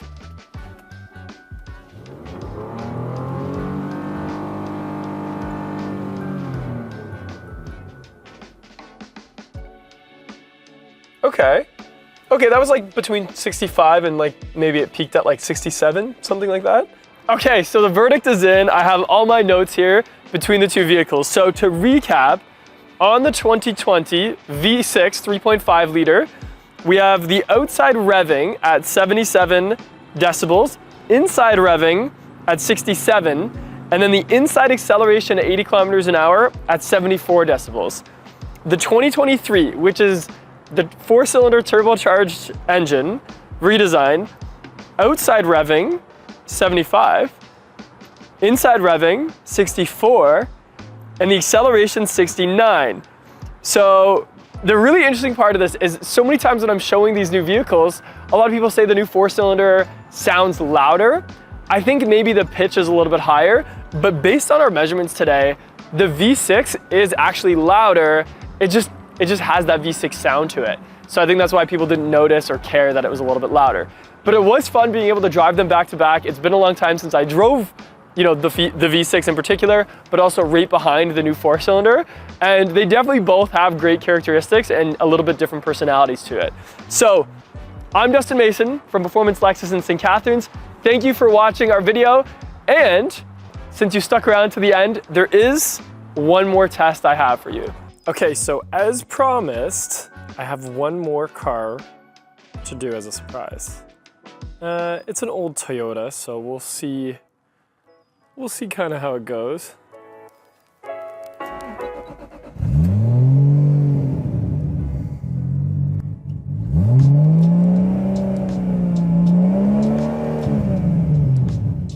And under load, it gets to about 89.